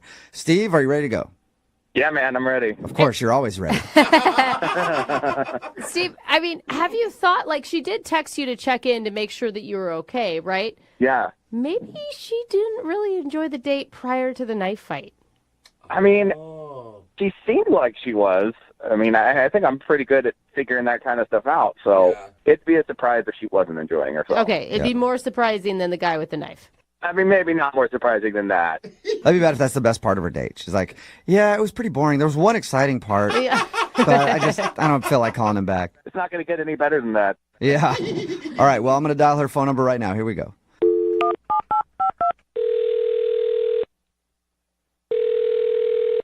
Hello. Hi, I was looking for Cecilia. This is Cecilia. Hey, how are you? This is Jubal from Brooke and Jubal in the morning. Hi. Hi. Hi, Cecilia. How are you? I'm fine. How are you? Yeah, I'm not too bad. I'm really tired lately. Also, a lot of heartburn lately. I don't understand why, Cecilia. You got any heartburn problems, or it's just me right now? Who is this again? This is Jubal from Brooke and Jubal in the morning. It's a radio show. Oh, okay. Can I help you? Well, I don't even know if you can help us, but you can help somebody who emailed us about you. Someone emailed you about me? Yes. We do a segment on our show. It's called the Second Date Update. And you went out to an outdoor concert with a dude named Steve a little while ago. Oh, God, Steve. Uh-oh. That's what this is about? Yep. Steve said that he really had a good time with you, and he told us about the date, even the part where you guys got ambushed by some crazy dude with a knife, and then Steve ended up, like, fighting him off. And Steve's wondering why you won't text him or call him back. Is that really what Steve told you? Yep, that's what he told us. Does that not sound right to you? No, that's not right at all. Wait, hold on. Are you saying that the knife fight didn't happen, or? I mean, I'm not saying that. I'm just saying that there's way more to the story than he apparently told you, and I would love to fill you in on what actually happened. Oh, perfect. You know what? Heated. Normally we have to try to convince people to tell us, but the floor is all yours. What happened? It sounds like he basically told you what happened, but when this guy jumped out, I was obviously scared of a dude with a knife in the woods. Right. And I saw them fighting, so I ran away, and I felt like I got far enough away to be safe. And then I started thinking about Steve, and he was still there with that guy, so I was frantically texting him, trying to make sure that he was okay, and he wasn't responding to me. So I was just freaking out, trying to figure out what to do. Damn, Did you call that the had to cops? be scary. Like, that's who I would call 911. No, I didn't call the cops. I mean, everything was just happening so fast, and I was just panicking. So I didn't really, think about it in that moment. I just wanted Steve to text me back, and I waited and waited and waited. And when he didn't, I got really worried, so I went back because I wanted to make sure he wasn't just, lying on the ground, stabbed with no one around him. Yeah, that's nice of you. And I walked back close to where it happened, and I see Steve, and I see the guy with the knife, and they're just talking. Chatting? Yep, just chatting and smoking a cigarette. They were, laughing together. Oh, my God. Oh, my God. Sometimes after you fight somebody, you're like, hey, are we cool? Did you pull a knife on me? Oh, we're bros, right? Nice to meet you. Yeah, who knows? No, not with a stranger. No, I agree. It's weird. You think that he set it up? Is that what you're accusing him of? I mean, I don't know if he set it up, but something was definitely off. There was just something not right about the whole situation. I wouldn't be laughing with somebody who just tried to attack me with a knife. Yeah, no, that would make me angry. Even if you were a good friend of mine, you attack me with a knife, I'm probably not going to talk anymore. Dude, what'd you do? Did you pop out of the woods and be like, hey, surprise, I'm here too now? No. I just kind of put two and two together, and I got really mad and just realized that he was a bad guy and something was going on, and I wasn't being told everything. So I just decided to put my hands up and walk away. I was like, I don't even want to deal with this anymore. Yeah, that is for sure. awful to make someone feel that amount of fear. Yeah. Yeah, I was completely terrified. And so when I walked away, Steve finally texted me and was like, oh, hey, like, do you want to meet at Starbucks? And in my mind, I'm just like, no, of course I don't. Like, I don't even know what just happened, so I just didn't respond. Yeah, that is weird. I would love to figure out why he was messed up. sitting there talking and laughing with the dude who just tried to stab him. Yeah, me too. Oh, cool. Let's do that then, because Steve is actually on the other line listening to this phone call and wants to talk to you. Wait, what? Yeah, unless he hung up. Steve, are you still there? Oh my God. Yeah, I'm here. Hey, Cecilia. Man. What the Steve? What was that? I don't even know what to say here. It's okay. Here's the thing. I really, really liked you. I really did. I thought you were really sweet. Well, are you going into explaining that you okay? I'll let you Hear explain. me out. Okay. Hear okay. me out. So while we were talking, before we actually went on the date, she said that it's so great going out with someone who's not a muscle-bound douchebag like the guys that she's used to dating. You just seem like a really sweet guy. And so I'm thinking, all right, I've been here before. I've heard that kind of thing before. And what always happens is I end up being in the friend zone. You're an idiot. And so, well, you could think that, but listen, I arranged for the guy to attack us with a knife. I knew no one was gonna get hurt. But here's the thing. I needed to show you that I could protect you, and if that happened in real life, I would absolutely do the same thing. Yeah, right. Yeah, sure.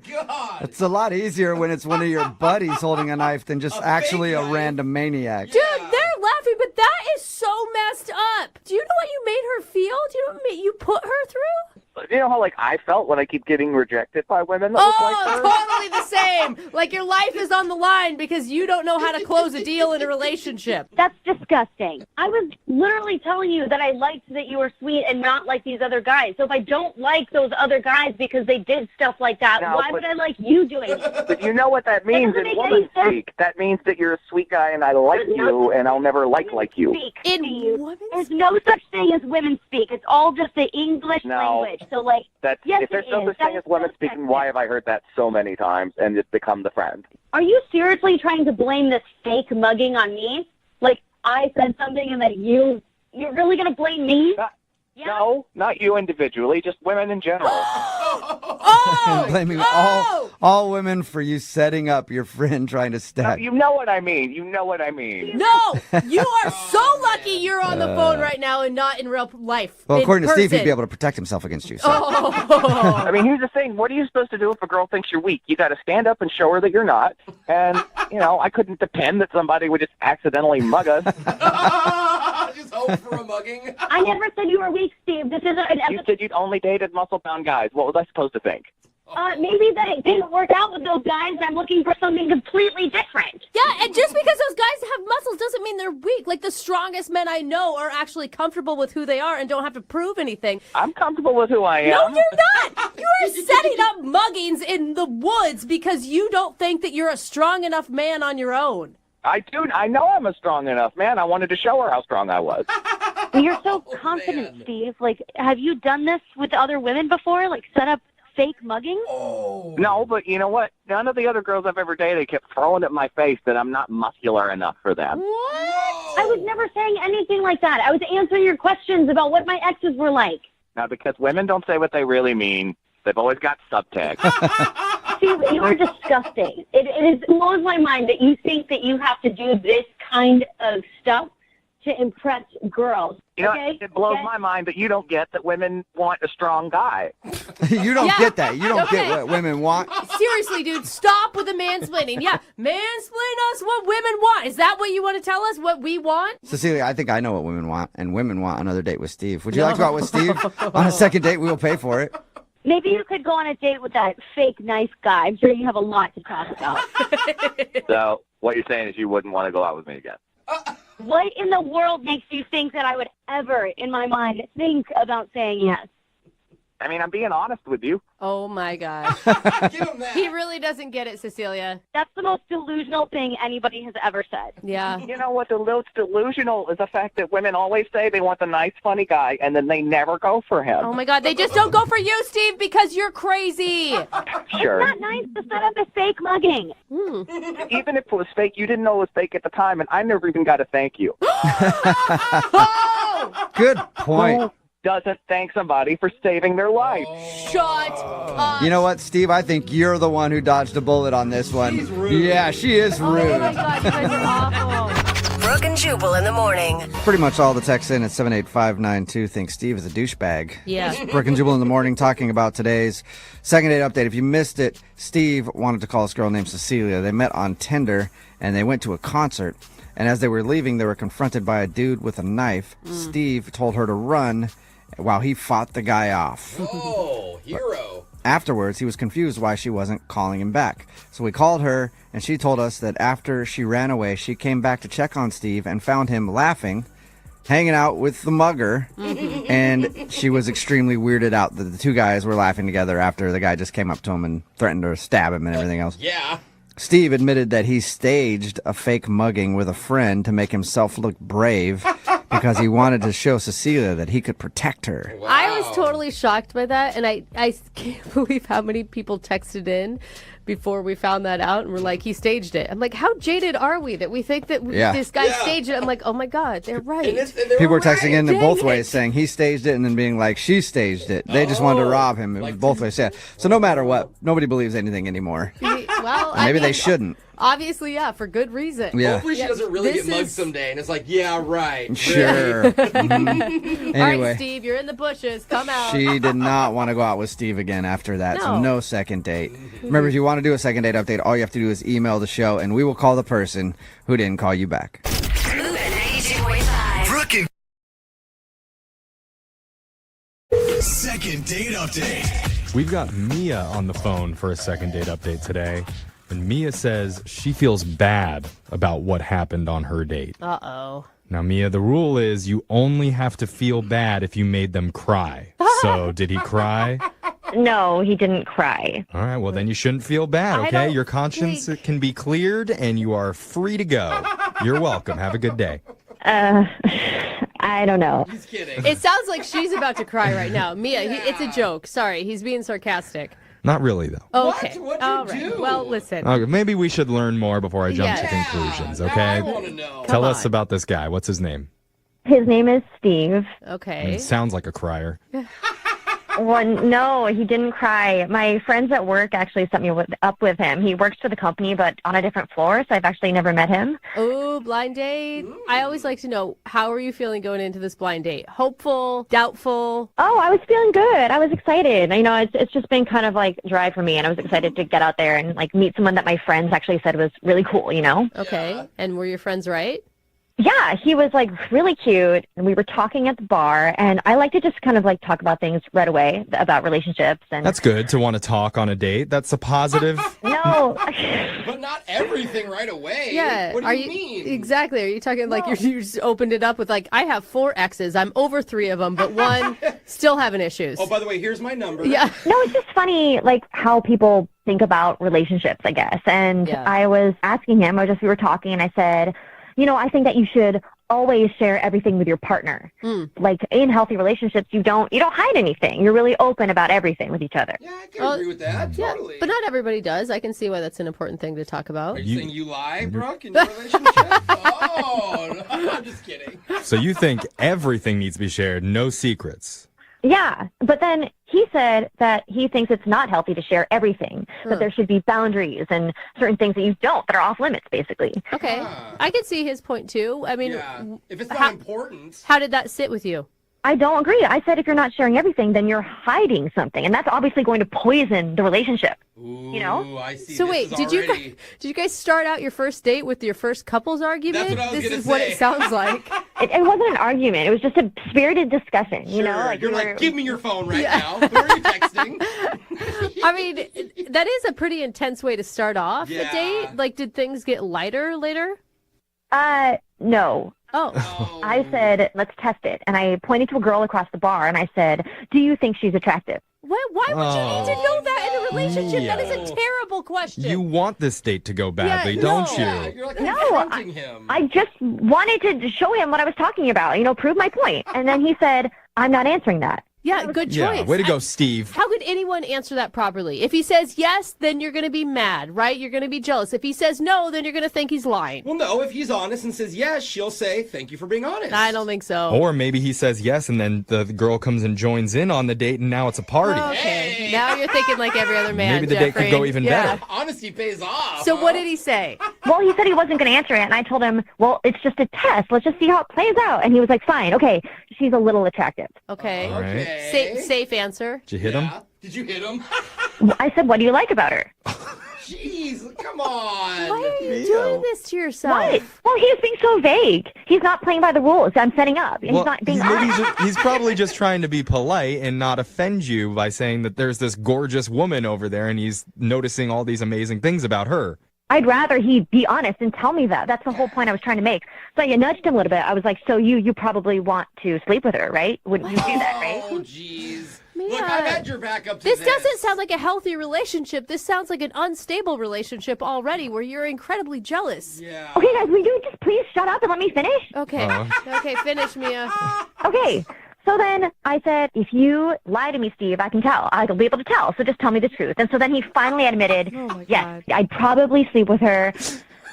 And I didn't think he was going to answer and say that. And it honestly, pissed me off. Oh, no. So you asked for the truth and then got pissed at it. But she's trying to set the Well, boundaries. I just didn't think he would answer at least that quick. Yeah, I know, really rude. Oh my How God, rude, Mia. Steve. So is that the end of your date? Like, did you guys continue to hang out? You're pissed at this point. What did you do? Well, I got kind of quiet, and I mean, he could tell. He said sorry, and I told him it was okay to find someone attractive, but why would you say that you want to sleep with her? Oh, It is not his fault. You shouldn't have asked the question, Wait, Mia. hold on. This is probably why she feels bad, right? my And that's why she wants to God. call And then you were like, so you want to marry her too? You want to have babies with her too? You want to open a 401k with her? Okay, stop being ridiculous right now. This is serious. Oh, Sorry, yeah. You're the okay. I'm being ridiculous. Okay. So what happened next? I mean, the date fizzled. It was done. I went home, and I mean, I just cried a lot. Not in front of him. I cried at home. And, all right, Mia. I just feel bad how, we just paid for our drinks and left, and it was really awkward and weird. And I just feel bad about how everything went down. And I think I freaked him out because now he's not calling me back. Okay. Yeah, you definitely freaked him out. Are you feeling a little bit of remorse about how this all played out, though? Yeah, duh. I feel bad, okay? How many times are you going to make me say it? Obviously, that's why I'm calling you guys. Okay, no, you sound remorseful, I guess. Oh, my God. I'm just, I told you. Okay, so you want us to call Steve and you want to just explain or apologize or Yeah, what exactly are you looking to do here? Yeah. Yeah, I want to know why he's not calling me back. And also, explain a little bit and tell him I feel bad and I don't want this to be the end of us. Okay. And are you like, is your new standpoint that you're not going to ask those type of questions anymore? Okay, stop asking me stupid questions. Can you just call and try to get me another date? That's why I called you guys. All right. All we want is Okay. honesty, guys. No more questions. We're just going to play a song. We'll come is a back. mess. We'll call Steve and we'll try and get you a second date update. Great. Okay. Here we go.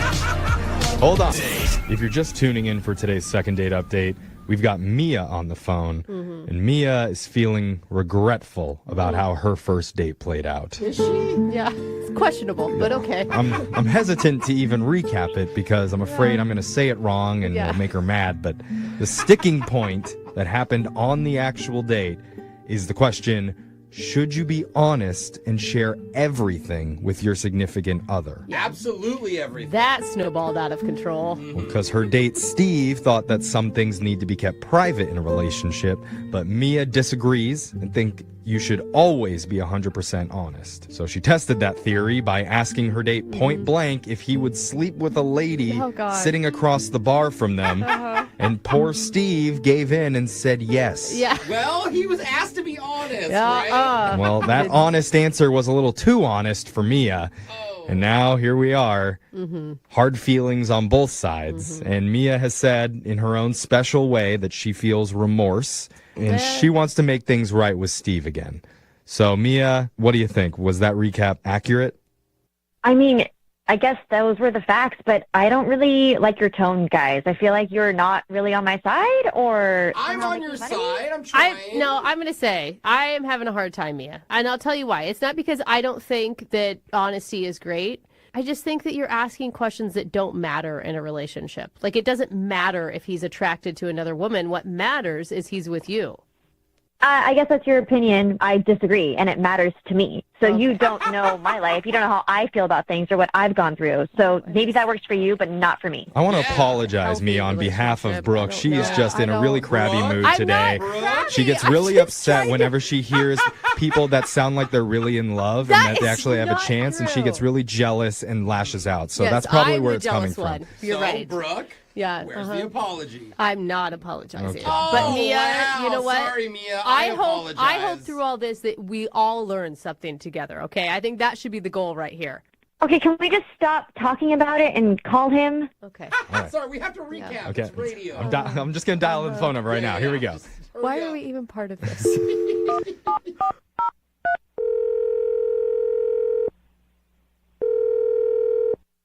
Hello? Hi, can I speak to Steve, please? Yeah, speaking. Hey, Steve. My name's Young Jeffrey from the radio. Do you have a minute to talk with us? The radio? Mm-hmm. Yeah, it's still a thing. It's FM, frequency modulated. Did I win something? No, not really. I'm calling because we do a segment on our show called a second date update. That's where if you go out on a date with someone and afterwards they're not calling you back, you can email us and we'll try and get a hold of them to figure out why. Okay. And so you recently went out on a date with a woman named Mia. Yeah. Yeah, you're right, Steve. I don't think there's a lot of mystery in why you're not calling her back. She's calling a radio show to ask me if I went out with her. No, she knows that you guys went out, and she recognizes that maybe things didn't play out quite the way she had hoped. Mm-hmm. I don't know what she told you, but I do not mind talking about this publicly. The date was weird, man. What specifically was weird to you about it? Well, I mean, at first it was fine. She is attractive, and I had coworkers trying to set us up, so it was like, okay, if my friends like her, she's got to be cool, right? Right. So we're sitting at the bar, and she sees this girl, and she pressures me into admitting that the other girl is hot. Mm-hmm. And I kept trying to back off, being like, no, I don't want to do that. Mm-hmm. And finally, she just wouldn't let it go. So just out of pure frustration, I just went, yeah, I'd sleep with her. Yeah. We heard that didn't sit well with her either. That although she said she wanted the truth, she didn't really. And I'm not that kind of guy, and I felt really bad. Yeah. Because I could tell it hurt her feelings. So I tried to make it better. It did not work. The date kind of fizzled out, and I was like, maybe I'm thinking about this the wrong way. Maybe it wasn't as bad as I thought. So I was honestly planning on calling her back until I got to work. Oh, my God. You are a much bigger person than I think most people would have been in your situation. Yeah, sometimes those fiery girls kind of excite a guy. Okay, well. He's right. Yeah, I guess it was kind of like that, but I also just didn't want to base it on one date. Maybe she just had a bad day or something. Right. Dude, that's good. You're very open-minded. And you got really bad luck, like sitting across from this gorgeous woman. Like maybe if she had pointed to an ugly girl, you would have been inclined to say no. Mia's very pretty. Like, I wasn't trying to say this girl was more attractive than her, but I mean, she just wouldn't let it go. Right, right. But you said it changed at work. What happened at work? Yeah, because one of our mutual friends comes up to me at work and goes, dude, I heard what you said. Why would you do that? And I went, what are you talking about? And he goes, you told Mia to her face that you wanted to go sleep with another girl at the bar. Oh, dude. She did not twist it like that. She absolutely did, or at least my friend thought she did. So I go, hey, she asked me to do that. She wouldn't let it go. And then all these other people at the office are giving me weird looks. Like, I don't know, can I curse on the radio? Because I'm a little frustrated now that I'm back into it. Because I felt like an asshole. And, that's what she asked me to say. Right. No, she told us. I told her, I was like, yo, there is no way any person should ever ask another person in a relationship if you'd sleep with somebody else. You're never going to like the answer. And we weren't in a relationship. It was the first date. Right. Well, we obviously have a lot of differing opinions here. I think we all need to get on the same page. Okay. The only way to do that is to let you know, Steve, that Mia has been on the phone listening this entire time. Oh, my God. Yeah, she wants to talk to you. Mia? Steve, hi. I'm sorry. I just don't know why you're so upset about this. I'm sorry, guys. I cannot believe this. I mean, really, honestly, though, at this point, it shouldn't surprise me. I mean, listen, Mia, I will tell you why I'm upset. You made me look like a jerk to everybody at work. Yeah. You didn't tell them everything that happened about how you said people in relationships need to share everything. Okay, I didn't give them the whole story. I told them exactly what you said to me on the date. Oh, did you not say you would sleep with her? You said that, right? I just told them. What was I supposed to say when they asked me what happened or what you said? You asked me to tell you that. Mia, are you delusional? I feel like you're living in like this altered reality. Not only did you ask him, you pressured him, and he didn't say, I'm going to go sleep with her tonight. Yeah. You said, would you sleep with her? And forced him to answer. Okay, first of all, shut up. Second of all, I'm talking to Steve and asking him a question and asking him about if he had a problem with something that you clearly do, but we're different people, so let us just figure this out. You didn't have to answer, Steve. Oh my God. I told my friends the truth, and did you want me to lie about what you said? Like, I wasn't going to do that. They said, well, I told them exactly what you said. She's all about honesty. But you didn't include the context. You didn't tell them that you made me say it. It's not like I just sat down at the bar and said, hey, my name's Steve. Oh, look at that girl. I'd like to bang her. Okay, Steve, I don't appreciate you joking about how you wanted to bang that girl, okay? I already feel sorry about it. I already feel bad and already bad about the whole thing, okay? That's why I had them call you. Hold on, Mia. Can I just, ask you? No, you can't. I'm talking to Steve. Okay. Not just me. It's not your show. Yep. All right. Mia, you need to relax, okay? Oh, don't say Okay, that. stop. No, that's just why I had them call you. Because you said something extremely rude, okay? At least you were being honest, and that's why I'm willing to give you a second chance, okay? That's why I had them call you. Oh, I'm so grateful. And Mia, what are you saying? I thought this whole thing was because you felt bad about pressuring him into saying that on the date. I feel bad that it ended that way, but I also want to give him a chance to fix it. So you're not taking any responsibility. What would have been a good response from Steve in that scenario? What would you have liked to hear him say? Well, the best response would have obviously been that he didn't want to sleep with that girl, but he did, and so now I want to figure this out and move forward. Oh, my God. I feel like you guys are going to spend 45 minutes talking about that stranger that Steve wants to sleep with. It was a huge chunk of the date, I'm not going to lie. That's why, it was just purely out of frustration just to get the conversation to end. I just went, I'd sleep with her. Okay, Steve, you're not helping right now, okay? You should just be apologizing for what you put me through. God. You know what, Mia? I will apologize. I am sorry that my friend set us up on a date. Oh. All right. No need to get mean and nasty now, okay?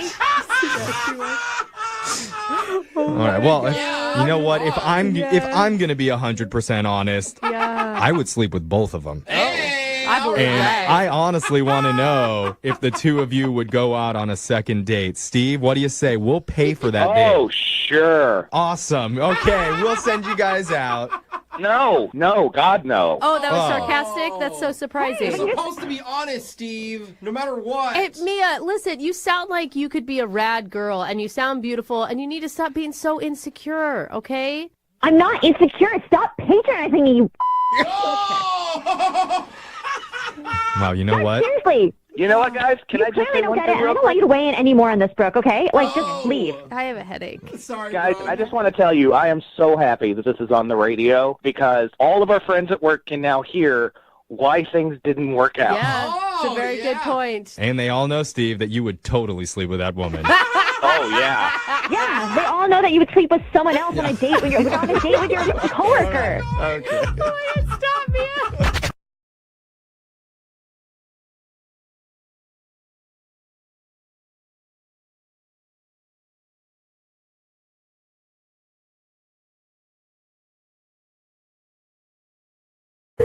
Second date update. A woman emailed us for a second date update recently named Jamie.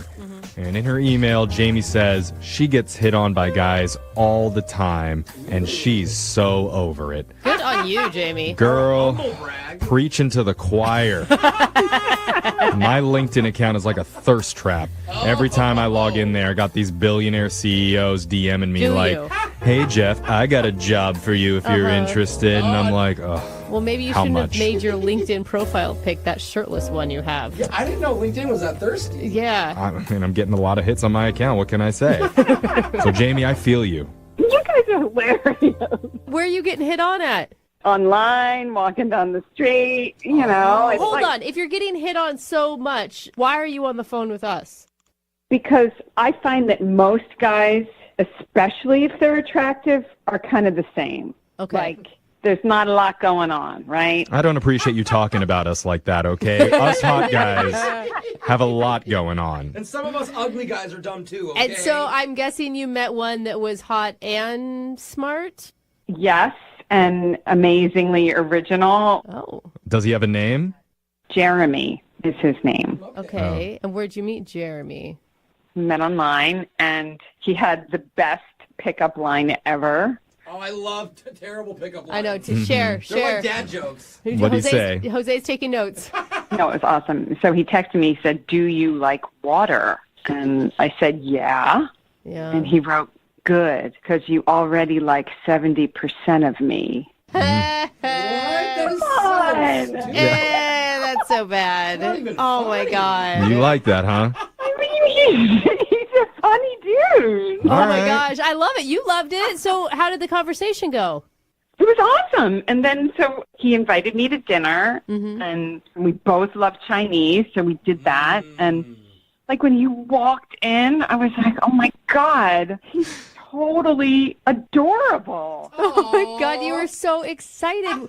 What were you feeling? Were you nervous? Were you? Yeah, I was really nervous, and I got, TMI, I got a little gassy, like when I was... Oh, no, you did Wait, not you're a hot girl that's farting on a first date? I kind of love you. Oh my God, why do I love you? A hot chick who just poots when she's nervous? I'm a farter. All right. I was totally nervous, but like he looked like the cutest shark. Like he looked like a shark. Like his eyes... Are you Does this have to do with the water stuff Wait, again? Why do you say you look like a shark? Because his eyes were like far apart, like on each side of his head a little bit. Like a deer? I don't know. Typically, that's not a good thing. So you got a hammerhead I mean, face, I and grew you're up in like- small town Idaho, and you got to watch out for those eyes being, it's usually a sign of. Yo, I'm like Just literally saying. worried about this guy and you now. I don't know. I mean, I thought it was adorable. Like he was like my little stuffed shark, you know? I really hope you didn't say it to him, though. No. Okay. But he was seriously cute. Okay. We're going to trust you on that one because the description isn't matching up with I'm that. literally imagining a hammerhead. Yeah. So- it's his eyes going all over Just the place. pointing completely different directions. So how was the romantic connection between you and Shark Boy? It was intense, definite chemistry. We had a lot in common. Okay. We were both, this is so silly, but it was so cool. We were both our high school mascots. Oh. Okay. I will say, I think that takes a particular personality. Mhm. And if you can be a mascot, you probably are attracted to other mascots. And that's why you're so outgoing, probably. Yeah. Were you What? the sharks at your Yeah, high school? what were the mascots? Yeah, that'd be so perfect. I was an Indian. Questionable these days. Yeah. Okay. At the Yep. time, I'm sure. Don't post those pictures online. We apologize to all our listeners who are going to be offended. Please tell me he was something like a tiger. Please. Please tell me a tiger. Yeah. He was a hippo. They were the hippo. Oh my God. I wish we were the hippos in high school. Go Hippos! That is the worst. That is just. I can't think of a worse high school mascot than like Quicksand maybe would be worse. Oh my God. Quicksand, we suck. But you have to understand, I collect hippos. Wow, we just came full circle there. Are you being for real? That's one of Did those you signs. I collect hippos. This, All right, this is, Jamie, this we is we so have to ask: is this a real call? Yeah, and second, Is this real? This doesn't even. This sounds like you're totally. making this up. I mean, think about it, Jamie. You went out with a guy whose eyes are so far apart he looked like a shark. You were both mascots. You're incredibly racist. Yeah, and you collect. You collect hippos, and he was a hippo. Oh, Okay, guys. can we have a break? These two, how are you guys I inconsolable guess right I'm now? laughing. It's all Listen, I believe, everyone be quiet. I believe in love. I think your date has gone great so far. You have tons of chemistry. Even though these guys think you're a weirdo, you guys are weirdos Together. I gotta tell you, it's a really bad sign when Jose signs off as a sign of approval on a date. So It is, but Wait, still. did you kiss Shark Boy? He paid for dinner. Okay. And we were leaving, and I could tell he was nervous, so I actually walked him to his car, and it was like the time for like maybe a kiss to happen. Yeah. And then you heard dun dun dun dun dun. He's coming in. I pulled it together. Stop Okay, it, sorry. Jeffrey. Sorry, he's going for the kiss. Yes. But he didn't do it. Like, he just said, he was like, oh, I got to go. I'll call you in a bit. And it kind of ended abruptly. Oh, man. So what's your theory? Why do you think he's not calling you back? I think he liked me, but he's just nervous. Or he didn't see you call because of his eyes. Oh my God! You gotta leave him alone. We have to play a song. We have to come back. You gotta stop talking. This is All right. Sorry, Jimmy, I can't do this right now. All right, Jamie. Is this just gonna be us laughing? All right. No, I'm gonna pull it together. All right. I'll pull it We are together. Jamie, professionals, you guys. I'm so sorry. Yes, we're going to play a song. We're going to pull it together. And we're going to come back. And we're going to call this guy and get your second date update, okay? Oh, guys. Okay, Jamie. Okay. Yes. Okay, we've composed ourselves. Have you though? We- I don't think Yes. so. We got the giggles out. Mhm. We're ready to focus. Professionals. So if you're just tuning in, we're on the phone with Jamie. And she recently went out with a guy that she met online named Jeremy. Do you see how serious his voice is? They took a drive. And they got Chinese food together. The Jaws music. He had to look both ways before they crossed the street, He always does. turning his full body. Then they bonded over both being high school mascots. He was a hippo. She was something that's not PC to say. And that night, at the Chinese restaurant, it was a feeding frenzy. Nothing was left on that plate. Oh, why? But things did go well. Yeah, that's good. Jamie even thought she was going to get a kiss at the end of the night, but instead Jeremy said he'd call her, and that has not happened. Yeah. So she's looking for our help, and I really want to get you another date. Okay, Jamie? And I want another date. Yeah. You're being a good sport, Jamie. Listen, you called him Shark Boy. That's what initially set it all off. But I am totally supportive of your venture into love.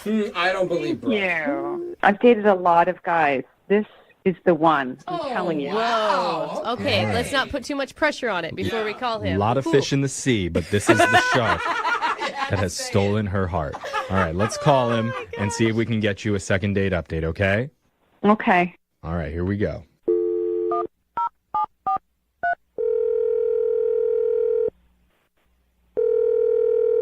Hello? Can I speak to Jeremy, please? Yeah, this is Jeremy speaking. Hey, Jeremy. My name is Jeffrey from the radio show Brooke and Jeffrey in the Morning. Do you have a moment to talk with us? How can I help you guys? Well, we do something on our show called a second date update. And that's where if you go out on a date with someone and afterwards they're not calling you back, you can reach out to us and we'll give them a call to try and figure out the reason why. And recently you went out on a date with a woman named Jamie. Oh, okay. Gotcha. All right. So you're not calling her back, and that's a little bit confusing to her because she says that she had a great time with you that night. Okay, so she told you about our date. Yeah. Yeah. I mean, she mentioned a few things. She said that you guys met online, and she mentioned that she was attracted to your look and your personality. And she said you had an awesome pickup line about the water. The water thing? Yeah. See, even you're tickled with yourself.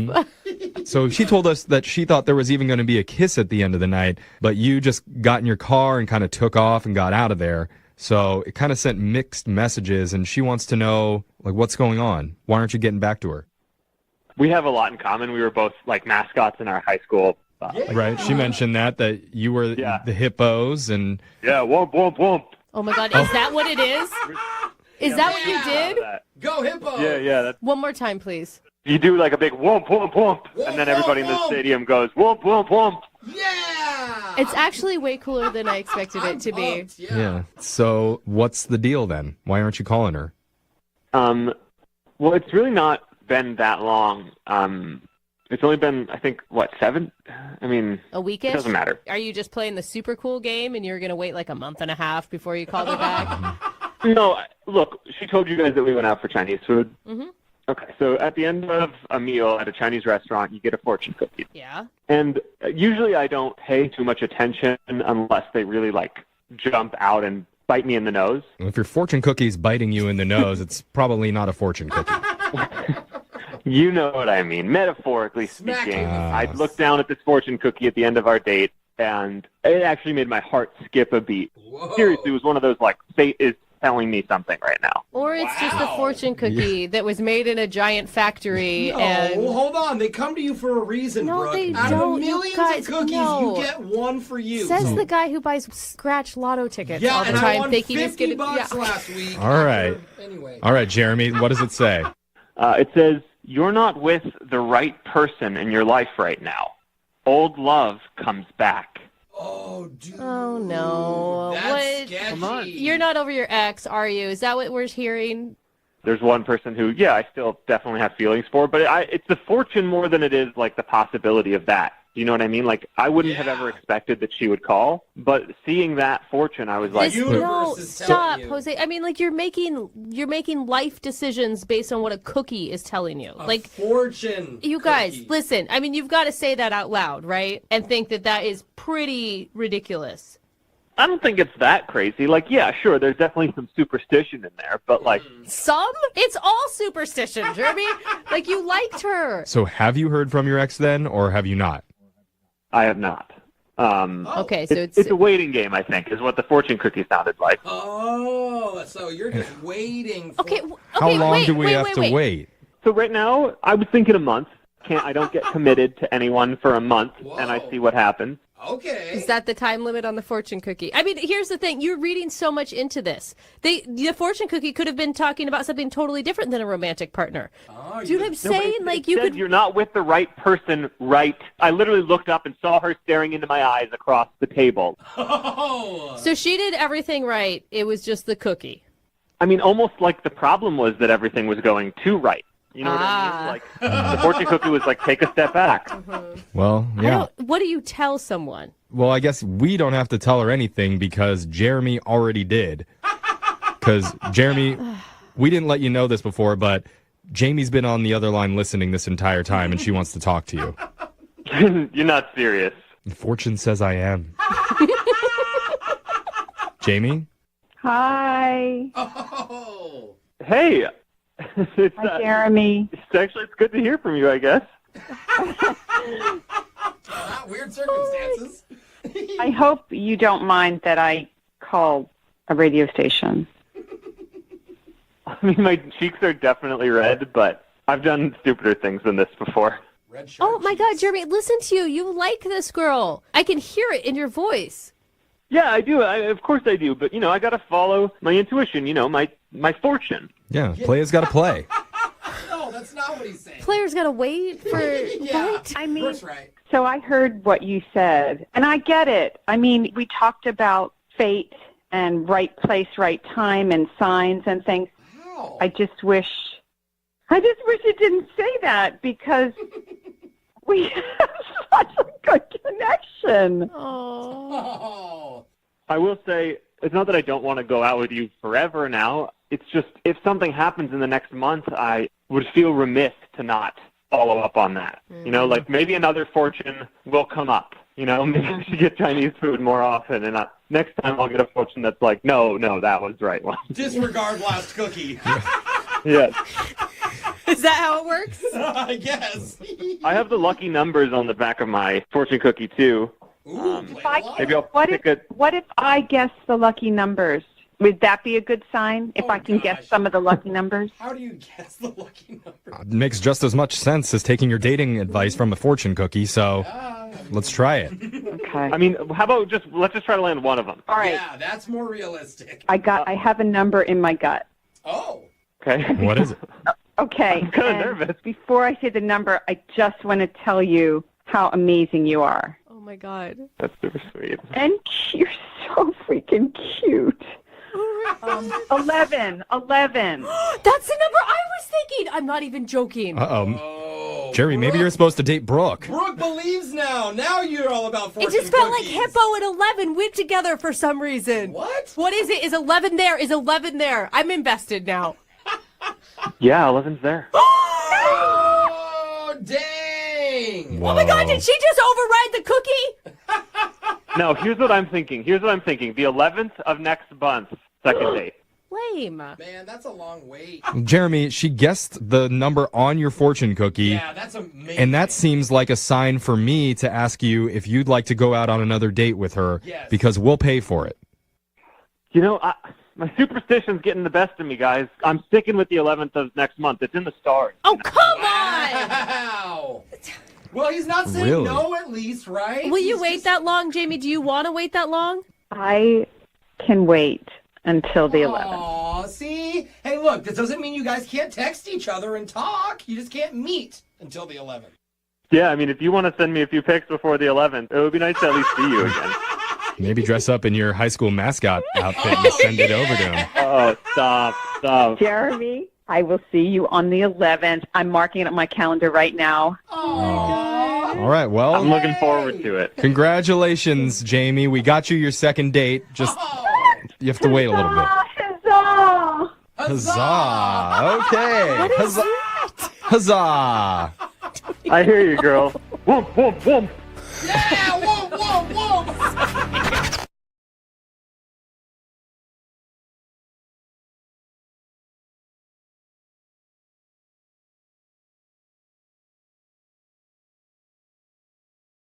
Moving 92.5. Brooke and Jubal's second date update. I'm always surprised when we get emails for the second date update how many people have met at the gym.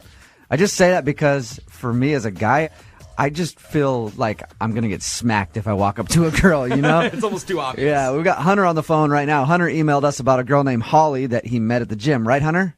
That's exactly right. She works out at my gym, and she's really fine. So I kind of toughed it up Nice. and asked her out on a date. All right, how'd you do that, man? How do you hit on a girl at the gym without just seeming like a creep? Well, I was very direct, and I made sure that I set the groundwork by sort of working out really, really good around her so that she knew I was sort of... All right. Did you grunt a lot? Because usually women really like that. I didn't grunt, but I made sure I was all pumped and primed. Okay. I was flexing hard. Yeah. What'd you guys do? It says in your email that you went to a bar for drinks. Yeah, we went right around, there's a bar right by our gym. We went right there, and we just hung out for a couple of drinks. Nothing crazy or sloppy. We just talked, and it was great, man. All right. It was a fantastic date. Wait, you just went straight from the gym, like the moment you asked her out, and went straight to the bar? No. I asked her out, and then we planned to go okay. right after a workout. Okay. So you got cleaned up or whatever and then went. Yeah. All right. Okay. What did you like about her, besides that she was fine? I mean, maybe that's her only quality. I have no idea. No. She was great in a bunch of different ways. I mean, most of it was that I could just say anything to her. We just had conversations about everything. It's like nothing was off limits. It was just a really easy-flowing dialogue about, footwear to tattoos. Uh-huh. It was just like it was just like synergy, Yeah. right. Then how did the date end? It ended with a kiss. Again, we weren't drunk, so it wasn't like sloppy or crazy. Really simple kiss. Nice. But the whole thing felt great. All right. I like the way you describe things, Hunter. Yeah. I feel like Hunter practices his first kiss. Yeah. At home, like the hand gently around the back of her head, the other hand on the small of her back as you bring her close to Giving you. himself pointers. That's too sloppy. Try again. Hunter, did you try and call her? Well, first I was just going to be cool about it. I was going to try to sort of catch her at the gym and that kind of thing. But I just hadn't seen her. So then, I called her, and it was just sort of not a lot of response. What do you mean not a lot? Like none or some? None. Oh, okay. That's not a lot, yeah. All right. So how long has it been since your date? It's been a little over a week now. A little over a week. All right, and you started to panic. A little bit. Okay. How many times have you hit her up, man? Well, not counting looking for her in the gym, which I don't think she knows about. Just like twice. Okay. That's not bad. I'm picturing Hunter now creepily stalking her through the gym. I feel like he's in the... I'm cool about it. Yeah, All right. whatever. You're in the women's locker room. Don't lie, Hunter. All right, Hunter, we're going to call her right after this song and see if we can get your second date update, okay? Awesome. All right, just hang out for like 3 minutes. Moving 92.5. Brooke and Jubal in the mornings. Second date update. All right, Hunter is on the phone with us. He's a very direct dude that met a girl at the gym and is trying to get a hold of her and had a little kiss at the end, and then he hasn't heard from her. Hunter? Yes. You ready to get her on the phone? I am. I just got real nervous, though. Yeah. Have you ever been blown off by a girl before, Hunter? Not a whole lot. Okay. It's happened. Yeah. What was the reason then? Well, they never called back. I don't know. Okay. That's a good point. Good answer. Very We good weren't point. doing the second date update yet, so we had no other resource. All right, Hunter. All right. We're going to call her right now, see if we can get Holly on the phone. Okay.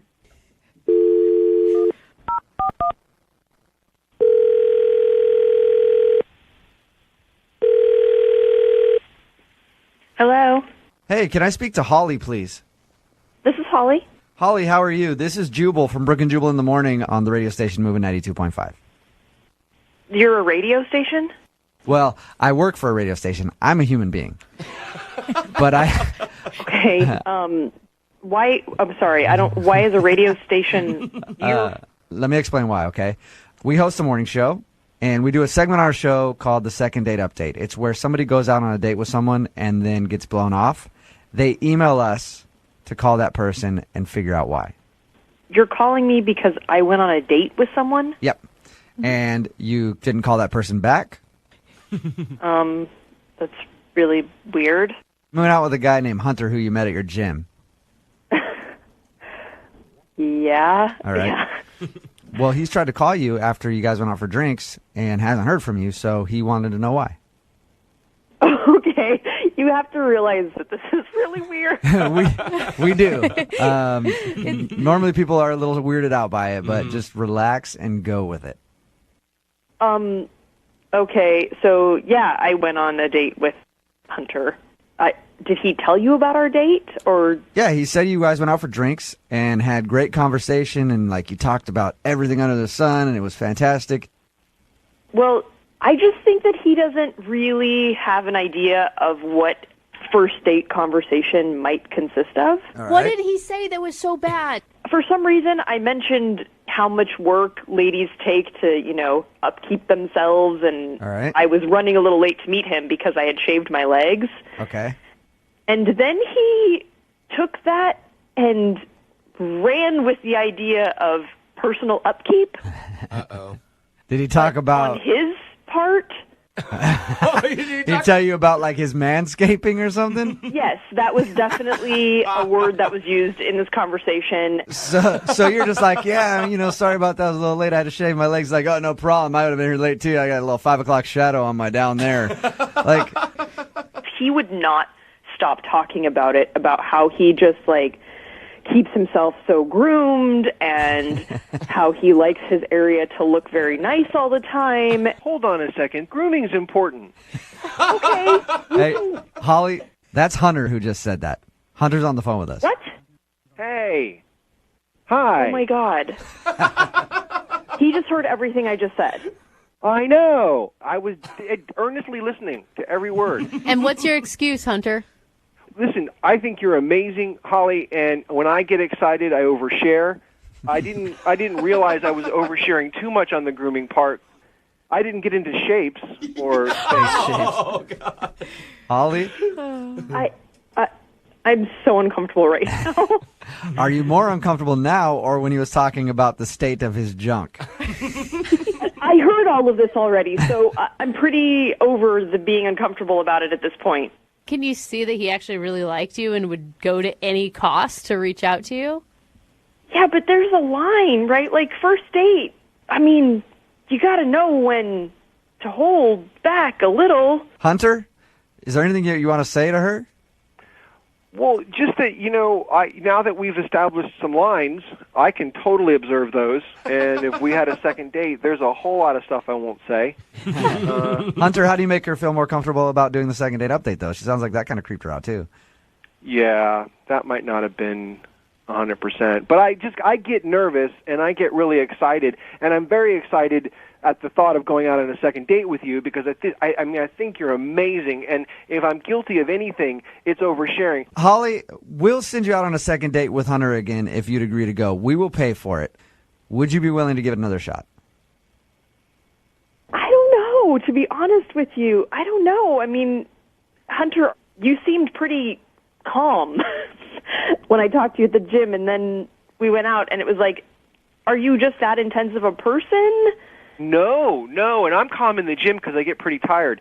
But it's really you energize me. You know, it's you. I think you're an awesome person, and that makes me excited to be in the room with you. That's a pretty sweet line. You energize me. I got to remember that one. That's dude. a compliment, Holly. I think you that's should. Look, that's really sweet to hear, and it's very flattering because I don't think that people react to other people that way very often. So thank you for that. So what do you say then? Why won't you give him another shot? You know, it's like you got to let me breathe a little. Holly, could you at least, maybe agree to take a couple days, think about it, and then maybe get back to Hunter? I want an answer right now. No, guys. Holly, you're just like Hunter. Will you go out with him again? This is just one date. We'll pay for it. I would be willing to do drinks again because if he gets a little overbearing, then it just can't be, for 3 hours straight. All right. Yeah. So we'll send you somewhere for drinks again. We'll buy 2 of them. Okay, drinks. Sweet. Hunter, you got your second date, sort of. After a little bit of browbeating, we got you a second date. That's awesome. Brooke and Jubal in the morning.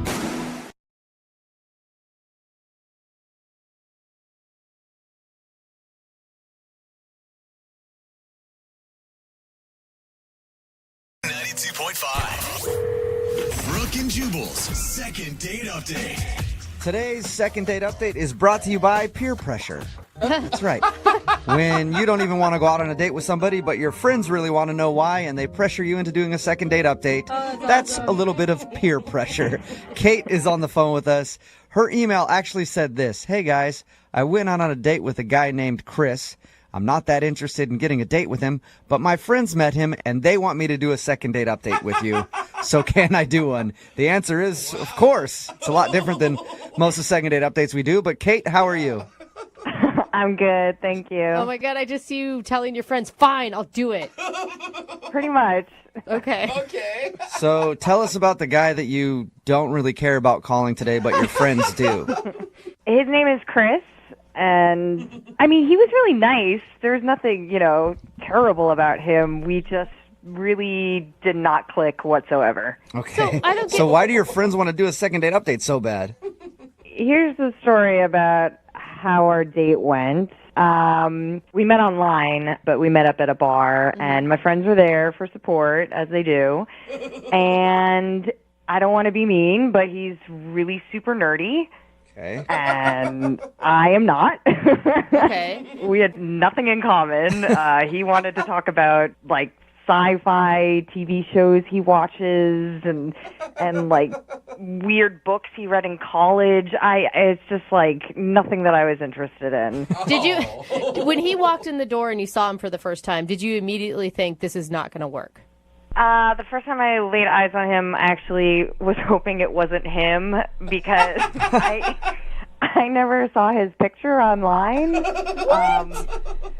So I didn't know what to expect. And Well, it sounds like you hate this guy. Yeah. No, I don't hate him. It just wasn't a good match for us. Okay. Why would your friends ever think that you should pursue this then if you are not attracted to this guy whatsoever? Like a joke? Like I said, they were at the bar with me, and they even were going on about how on the date he was so into me, he was buying me all the drinks and trying to, touch my arm and being really flirty with me. And then their curiosity is, going crazy right now because it's been a week and he hasn't reached out to me at all. So it's, and I've actually been kind of curious too. So it's more of, hey, this nerdy guy was super into you and now he's not calling you back. Who does he think he is? I don't like you, not the other way around. Yeah. Is that what this is about? That's pretty much it. Oh my God. So if we call him and we find out he's just been busy or something and he actually does want to go out with you, are you going to want to go out with him? No, I absolutely don't want to go on another date with him. Oh my gosh! What do we do then? I just want to know why he didn't call me back. So it's just confusing to you why a guy who would be, well, confusing to you and your friends, I guess I should say, why a guy who seems to be totally into you is blowing you off. Yeah, that's exactly it. Have you tried to get a hold of him at all? No. Oh, gosh, no. Why would you? Oh my God, I feel like you should leave this person alone. You're like picking on him at this point. I already feel bad for him. Don't feel bad for him. He's the one not calling me back. Yeah. Who does that? Let me ask you a question. When you meet up with dudes and you go out on dates, do they always get back to you? I mean, yeah, they do. I mean, I'm a good catch. Okay. But maybe, what if this guy's just not an idiot and it was very clear that you weren't interested in him, so he's not wasting his time on you? That's not an excuse. He should have taken the chance. Okay, well, we'll play a song, come back, get this guy on the phone, and find out why in the world he wouldn't be calling you back. Thanks, guys. Okay, hang on. Moving 92.5. Brooke and Jubal in the mornings. Second date update. The best way I can describe the second date update today is this. Imagine you go for a job interview and you're really super qualified, like overqualified for the job. Like you shouldn't even really be interviewing for it. Like they'd be a fool not to hire you. And then they don't call you back for a second interview and you're like, what the How could I possibly not get a call back? This is ridiculous. And then you're like, what did I do wrong? I have all the qualifications. Why is that job blowing me off? That's ridiculous. I should be the one to go, no, thank you. I don't want to work there. I got a better, higher paying job. Well, that's what happened to Kate. She met a guy. She didn't really like him very much, but now he's not calling her back, so she just wants to get him on the phone and find out why. As a matter of fact, she doesn't even want to get him on the phone. Her friends pressured her into doing a second date update. Is that a pretty accurate way to describe it, Kate? That's exactly it. I'm kind of curious, but my friends are really curious. Do you feel, you guys kind of sound like the Cool Girls Club picking on the dorky kid in high school right now. You realize that. We're not picking on him. We just want to know what's his deal. Why is he not calling me back? Yeah, I'm so confused, too. After talking to you for a few seconds, I wanted to call you for a date, So we'll dial the phone number right now and see if we can get him on the phone, okay? All right. Thanks, All right, guys. Here we go.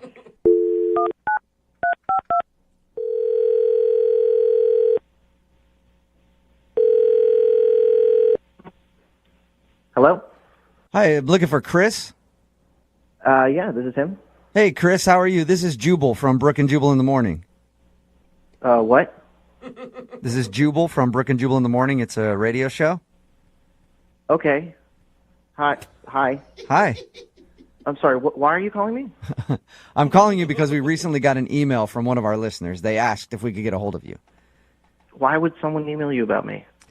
Because I guess you're a pretty fabulous dude and they'd love to see you again. Are you guys messing with me? What is this? No.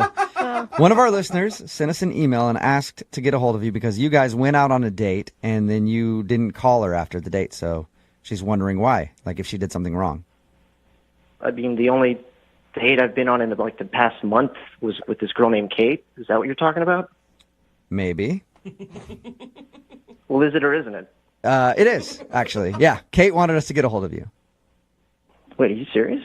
I am 100% serious. Kate emailed us and is wondering why you haven't called her after you guys met up.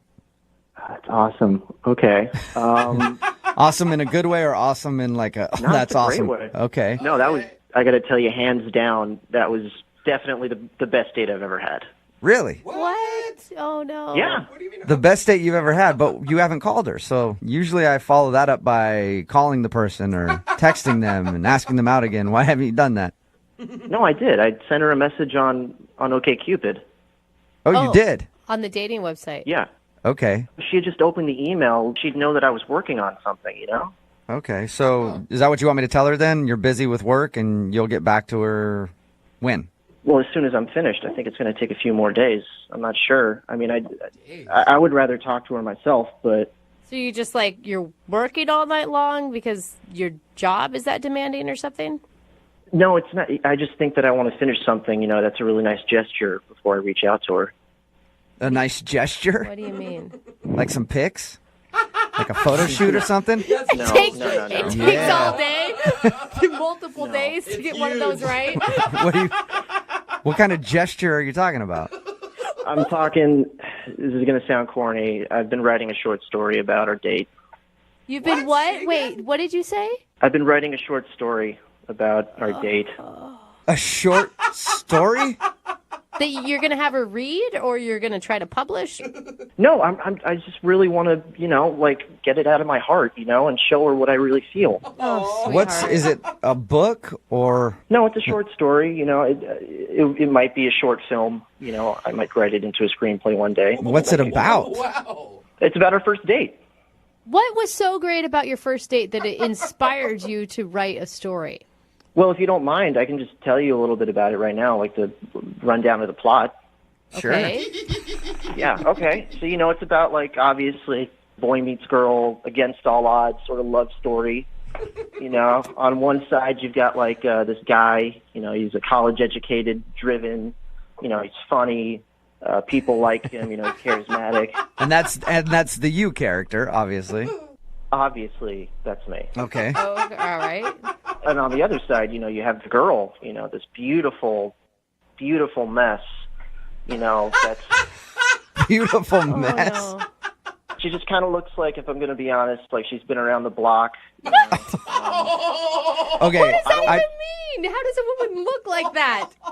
It's against all odds, It's like two sides of the track. It's like two opposite faces of a coin. Right.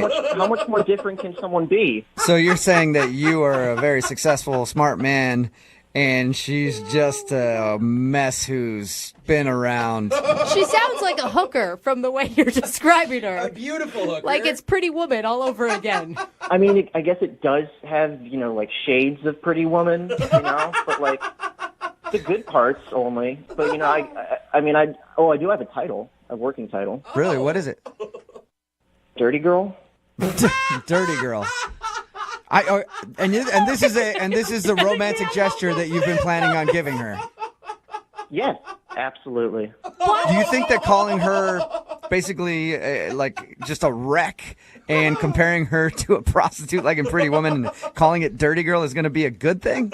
Okay, I didn't say Pretty Woman. You guys said Pretty Woman, all right? I said shades of Pretty Woman. Got it. And she's not a prostitute. She's a girl that's lost her way. A guy comes into her life and, he saves her. And I'm really glad you guys reached out to me because, I wasn't sure if she was going to get back to me or if I should reach out to her. Yeah. Well, you actually kind of have reached out to her. Yeah, I've been listening the whole time. What? Wait, Kate, is that really you? Hey. Are you delusional? Were we even on the same date? What's the matter? What? Do you really not understand what the problem is? Were you not listening to what you were saying out loud? Of course I was. What, you didn't like it? Oh my God. You really thought that I would like what you wrote? Yeah. Has anyone ever written a romantic novel for you before? Not one where I end up being a prostitute, a dumb prostitute, and the guy is some college I never said smart dumb ass. prostitute. I never said dumb prostitute. That is true. We made the prostitute comparison with Pretty Woman, but that's what it kind of sounded like to us. Thank you. I am just shocked that this is happening. I am so out of your league, by the way. I hope you understand that. Yeah, of course you are, and that's why the story's beautiful. Oh, my God. And I'm sure you've been with plenty of men, and you know what? I'm okay with that. I'm totally cool with that. You're not helping your case, Chris. Oh, my God. Kate, you've got to see at some point, I mean, he is a romantic at heart. He's a little naive and doesn't exactly know how to talk to women, but it's a little sweet. I am just so offended right now. I don't know what to do. No one has ever talked to me like that before. No one has ever said those things to me before. I think what you have to do is go out on another date with him. Chris, would you like a second date with Kate? We will pay for it. Yeah, absolutely. No second date. That's not happening. But Kate, you're the one that wanted us to call him in the first place, so this could be a successful second date for you. I don't want to give him any more material for his novel about me being a dumb prostitute. So, no way. Listen, I just need you to read the story, okay? I think if you read it, everything will be explained and you'll understand everything. Chris, I'm sorry, man. I don't think Kate is going to see your point of view on this one. Kate, I want you to know that no matter what happens today, you will always be my dirty girl. Lovelier words have never been spoken, have they, Kate? Brooke and Jubal in the morning. The text in at 78592. It says, that guy is definitely a weirdo, but that girl is not much better. Yeah. It's Brooke and Jubal in the morning talking about today's second date update. This girl, Kate, wanted to call a guy named Chris. They went out on a date, and she was just amazed that he wasn't calling her back. They actually kind of met at a bar and everything else. And they hung out, and she's like, dude, I'm way out of his league. Yeah, poor Why guy. is he not calling me? She didn't even really care that much if she got a date. It was more that her friends put her up to it and said, you have to do a second date update to find out why this guy would not call you back because you're the bee's knees. The bee's knees. So- Suddenly they're in the 1920s. Yeah. We got him on the phone, and it was kind of weird because he said, no, I want to call her back, but I'm writing a short story about her, and I wanted to present it to her when we went out on our date. It was such karma, though, you know? Like, she was so stuck up about herself. Yeah. And the story, he said, was about how a smart, like, well-educated dude meets a beautiful mess of a woman. Who's been around the block a couple of times. Yeah. And it was called something like Dirty Girl. That was the working title. She was offended by that, obviously. A lot of text in at 78592 that says, I'll go out with him. I'm a romantic like that. So apparently that wouldn't creep that person out that the dude was writing a short story about her. Another text that says, what every girl hopes for before Valentine's Day, you'll always be my dirty girl. Yeah.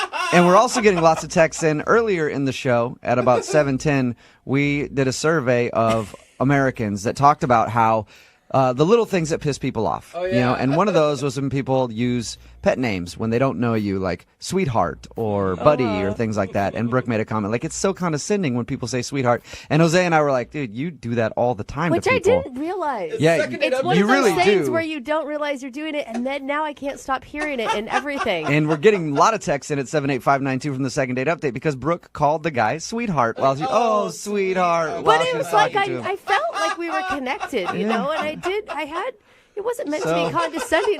That worked had out. a lot of heart for him, man. That worked out perfectly, I guess. Proof that you do that. Remember, if you want a second date update, all you have to do is email the show, and we will call the person who didn't call you back. Moving 92.5.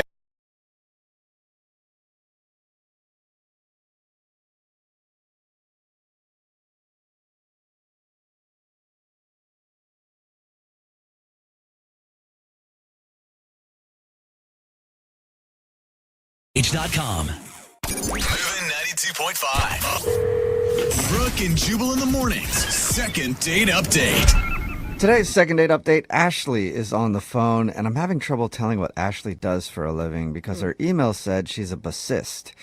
But I don't know if that's another word for a dental hygienist or if I'm saying it right, or is it bassist? Sound a it bassist, out. like a fisherman? Is she a fisherman? Ashley, are you a bassist or a bassist? What are you? Well, listen, if I had had anything to do with dental hygiene, I'd have a heck of a lot more money. I am a bassist. I play bass in a band. That's sweet, man. I think- Still don't know what that means. Okay, well, that's the base. Okay. Where does fish come in? Where do the fish come in, Ashley? You got the big mouth bass hanging on your wall, but that's an entirely different monster. Okay. Okay. Well, so she you is versed in both, apparently. Okay. So you play in a band. Yeah. All right. And is that how you met the guy you want to call today? He was impressed by your bassing skills? Yes, it is.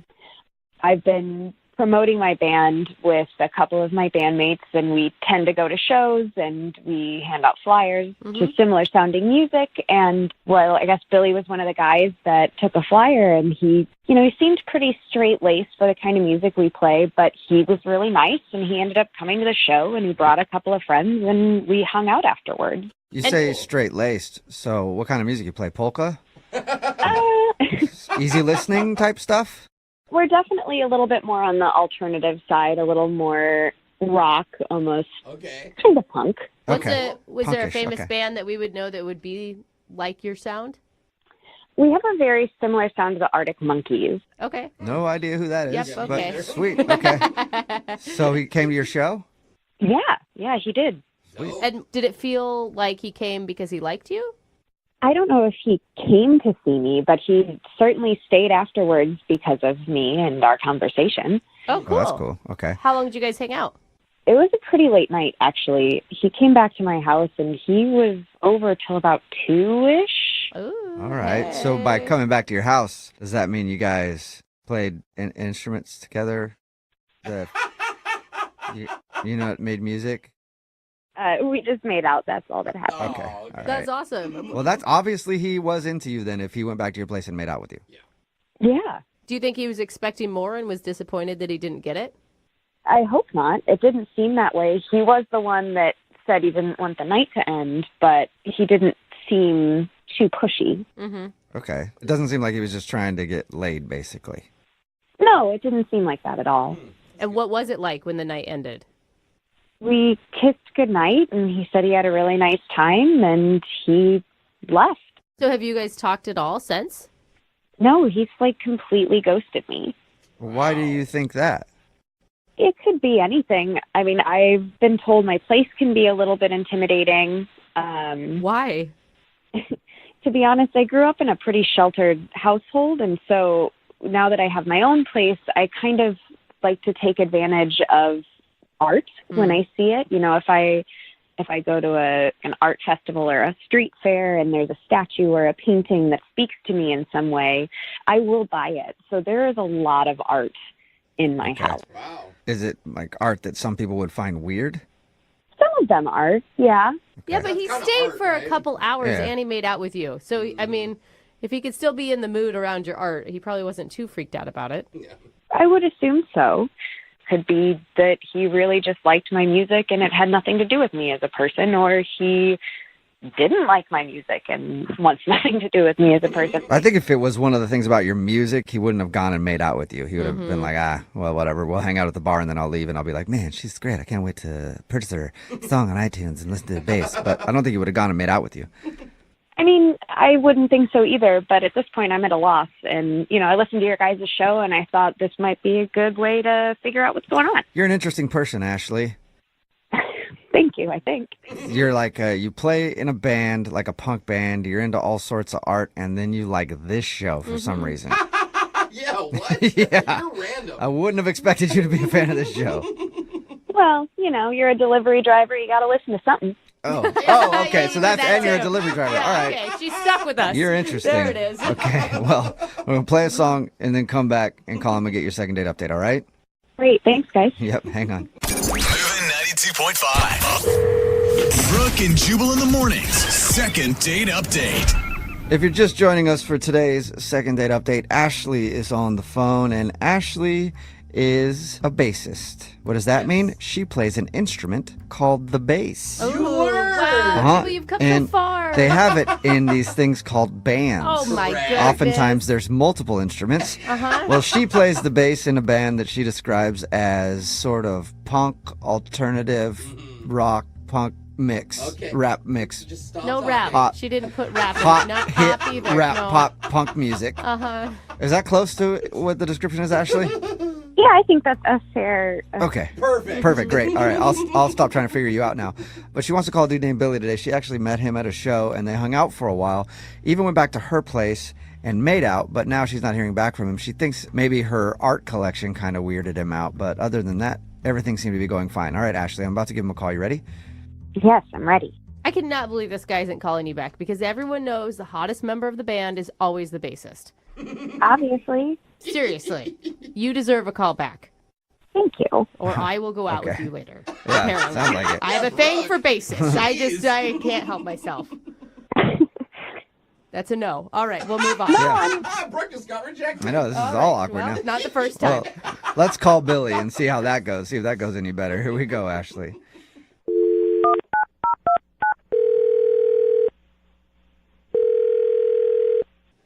Hello. Hi, may I speak to Billy, please? This is Billy. Hey, Billy. How you doing, man? You just waking up? Yeah, I was taking a little nap. Who is this? This is Jubal from Brooke and Jubal in the morning. Sorry to disturb your sleep, man. Yeah, no problem. Why'd you say you guys are calling? I'll explain. My name is Jubal from Brooke and Jubal in the morning. It's a radio show, okay? Okay. Okay, and we do a segment on our show called the Second Date Update. I don't know if you've heard of that. I haven't heard of that. I mean, even if you did, you probably wouldn't even know it right now. You sound like you were in a deep sleep. So if you go out on a date with somebody and then don't call them back after, that person can email us to get you on the phone and find out what happened. Okay. So we got an email about you from a woman named Ashley. I know an Ashley. Okay. Okay, and the Ashley that we're talking about is hopefully the same one that you say you know. She plays the bass in a band. Okay, yeah, I know her. Yep, and you guys hung out the other night. You watched her show, hung out at the bar, and then made out with her at her place? Okay, yeah. He's Yeah, like, yeah, okay. I'm on the same All page right. as you finally. Sounds like you're starting to get with it some more. Well, good morning. Ashley emailed us because she hasn't heard back from you and she wants to know if she did something wrong. Oh, okay. I mean, yeah, she texted me a few days ago, and I don't know if I should really get back to her. I mean, it was a good time, but I don't know, you know. What's making you question it? I don't know. I mean, we went back to her place after her show, and, you know, everything was great. We talked quite a bit. We made out a little bit. It was cool. It was a good time. Yeah, she told us all of that. So she thinks the problem is she had a bunch of weird art, and it kind of creeped her out or weirded you out some way. Actually, that was pretty cool. Like, it was pretty cool. Okay, so it's not the art. What is it then? Because it sounds like you guys have a lot in common. I don't know. At the end, things just got kind of weird, you know? Okay, what specifically happened at the end? We got done making out. We kind of went just chilling on the couch, kind of chatting, started to get tired. Sound like a tired guy a lot, so I can see you need to leave. Yeah. Yeah. But, I mean, it was late. It was probably around, like, I don't know, 1:45, 2 or something at that point. So I had a legitimate reason. But I said, you know, I probably should get going. She's like, okay, cool. Why don't I walk you out? And then I was like, you know, you don't need to, but she insisted. So so as we're walking towards my car, she got really serious. And she's like, yeah, just looks like I'm going to actually have to be moving out of my place. And she said, like, just being a part of the band just doesn't pay enough. It's not cutting it. Right. And she said that she had just lost her day job, and she's just really hurting. Wow, that sucks. And Billy don't date broke chicks. Is that it? All right, then bye. Yeah, all right, get out of here then. I only date chicks with jobs. My name's Billy. I'm going to go take a nap now. Is that what happened? No, it was the fact that, like, after that, she actually asked me for a donation. Like for rent or for food or like anything I could help out with. A donation? Like she set up her own GoFundMe page and she wanted you to contribute? Essentially, she went old school. She asked me to walk to an ATM with her. What? Wow. Hold on. Yeah. She looked like she was about to cry, and so I was like, I felt compelled in that moment to give her some money, so I actually gave her $300. $300? Bro, I thought you were saying $20. I mean, I felt like we really connected up until that point, and like I felt like this is a chance for me to do a good deed, so I gave her $300, and I actually felt pretty good about it at that point. But it really wasn't until like I got home. I was talking to one of my roommates about it, and he was like, "Dude, you are an idiot. You just got played." I didn't really think of it that way, like, because we had such a good chemistry, but I was like, dang, did I? You know, I was kind of going back and forth about it. And like, I mean, it is kind of shady sounding if you just meet somebody and they ask you to give them some money. Did she specifically ask for $300 or that's what you just decided to give her? I just gave her $300. She didn't really say a specific amount. Wow. Okay, baller. That's a lot. Hold up, though. Billy, you were okay with donating $300 to her. You, at that point, were still thinking you guys would hang out again? At that point, I was thinking it because I hadn't even thought about being played at that point. Like, I was like, okay, this girl's really cool, and, like, just the look on her face looks so genuine. I don't know, maybe she's a good actress or something. So then it was when your roommates told you that you were being played that's when you decided not to call her back? Well, yeah, that's when it kind of kicked in. I'm like, oh, crap. I didn't even think about that. This is like, I've never had an experience like this before, where we have a good time and then someone asks me for money. I didn't even register that. I've had a lot of those experiences where you have a good time and someone asks you for money. Usually you make that deal beforehand, though, Billy, not until at the end of the whole thing, You are take all night. Yeah. That's a quick thing. But Billy, you are such a good person that you would still consider dating someone who asked you for a donation. If I wasn't being used, that's the thing. I don't even know at this point. There's a good way to find out if you're being used, Billy, and that's to ask Ashley, who is actually on the other line listening and wants to talk to you. What? Yeah. She's been here the whole time? I think so. She's still on. Ashley, you still there? Hey.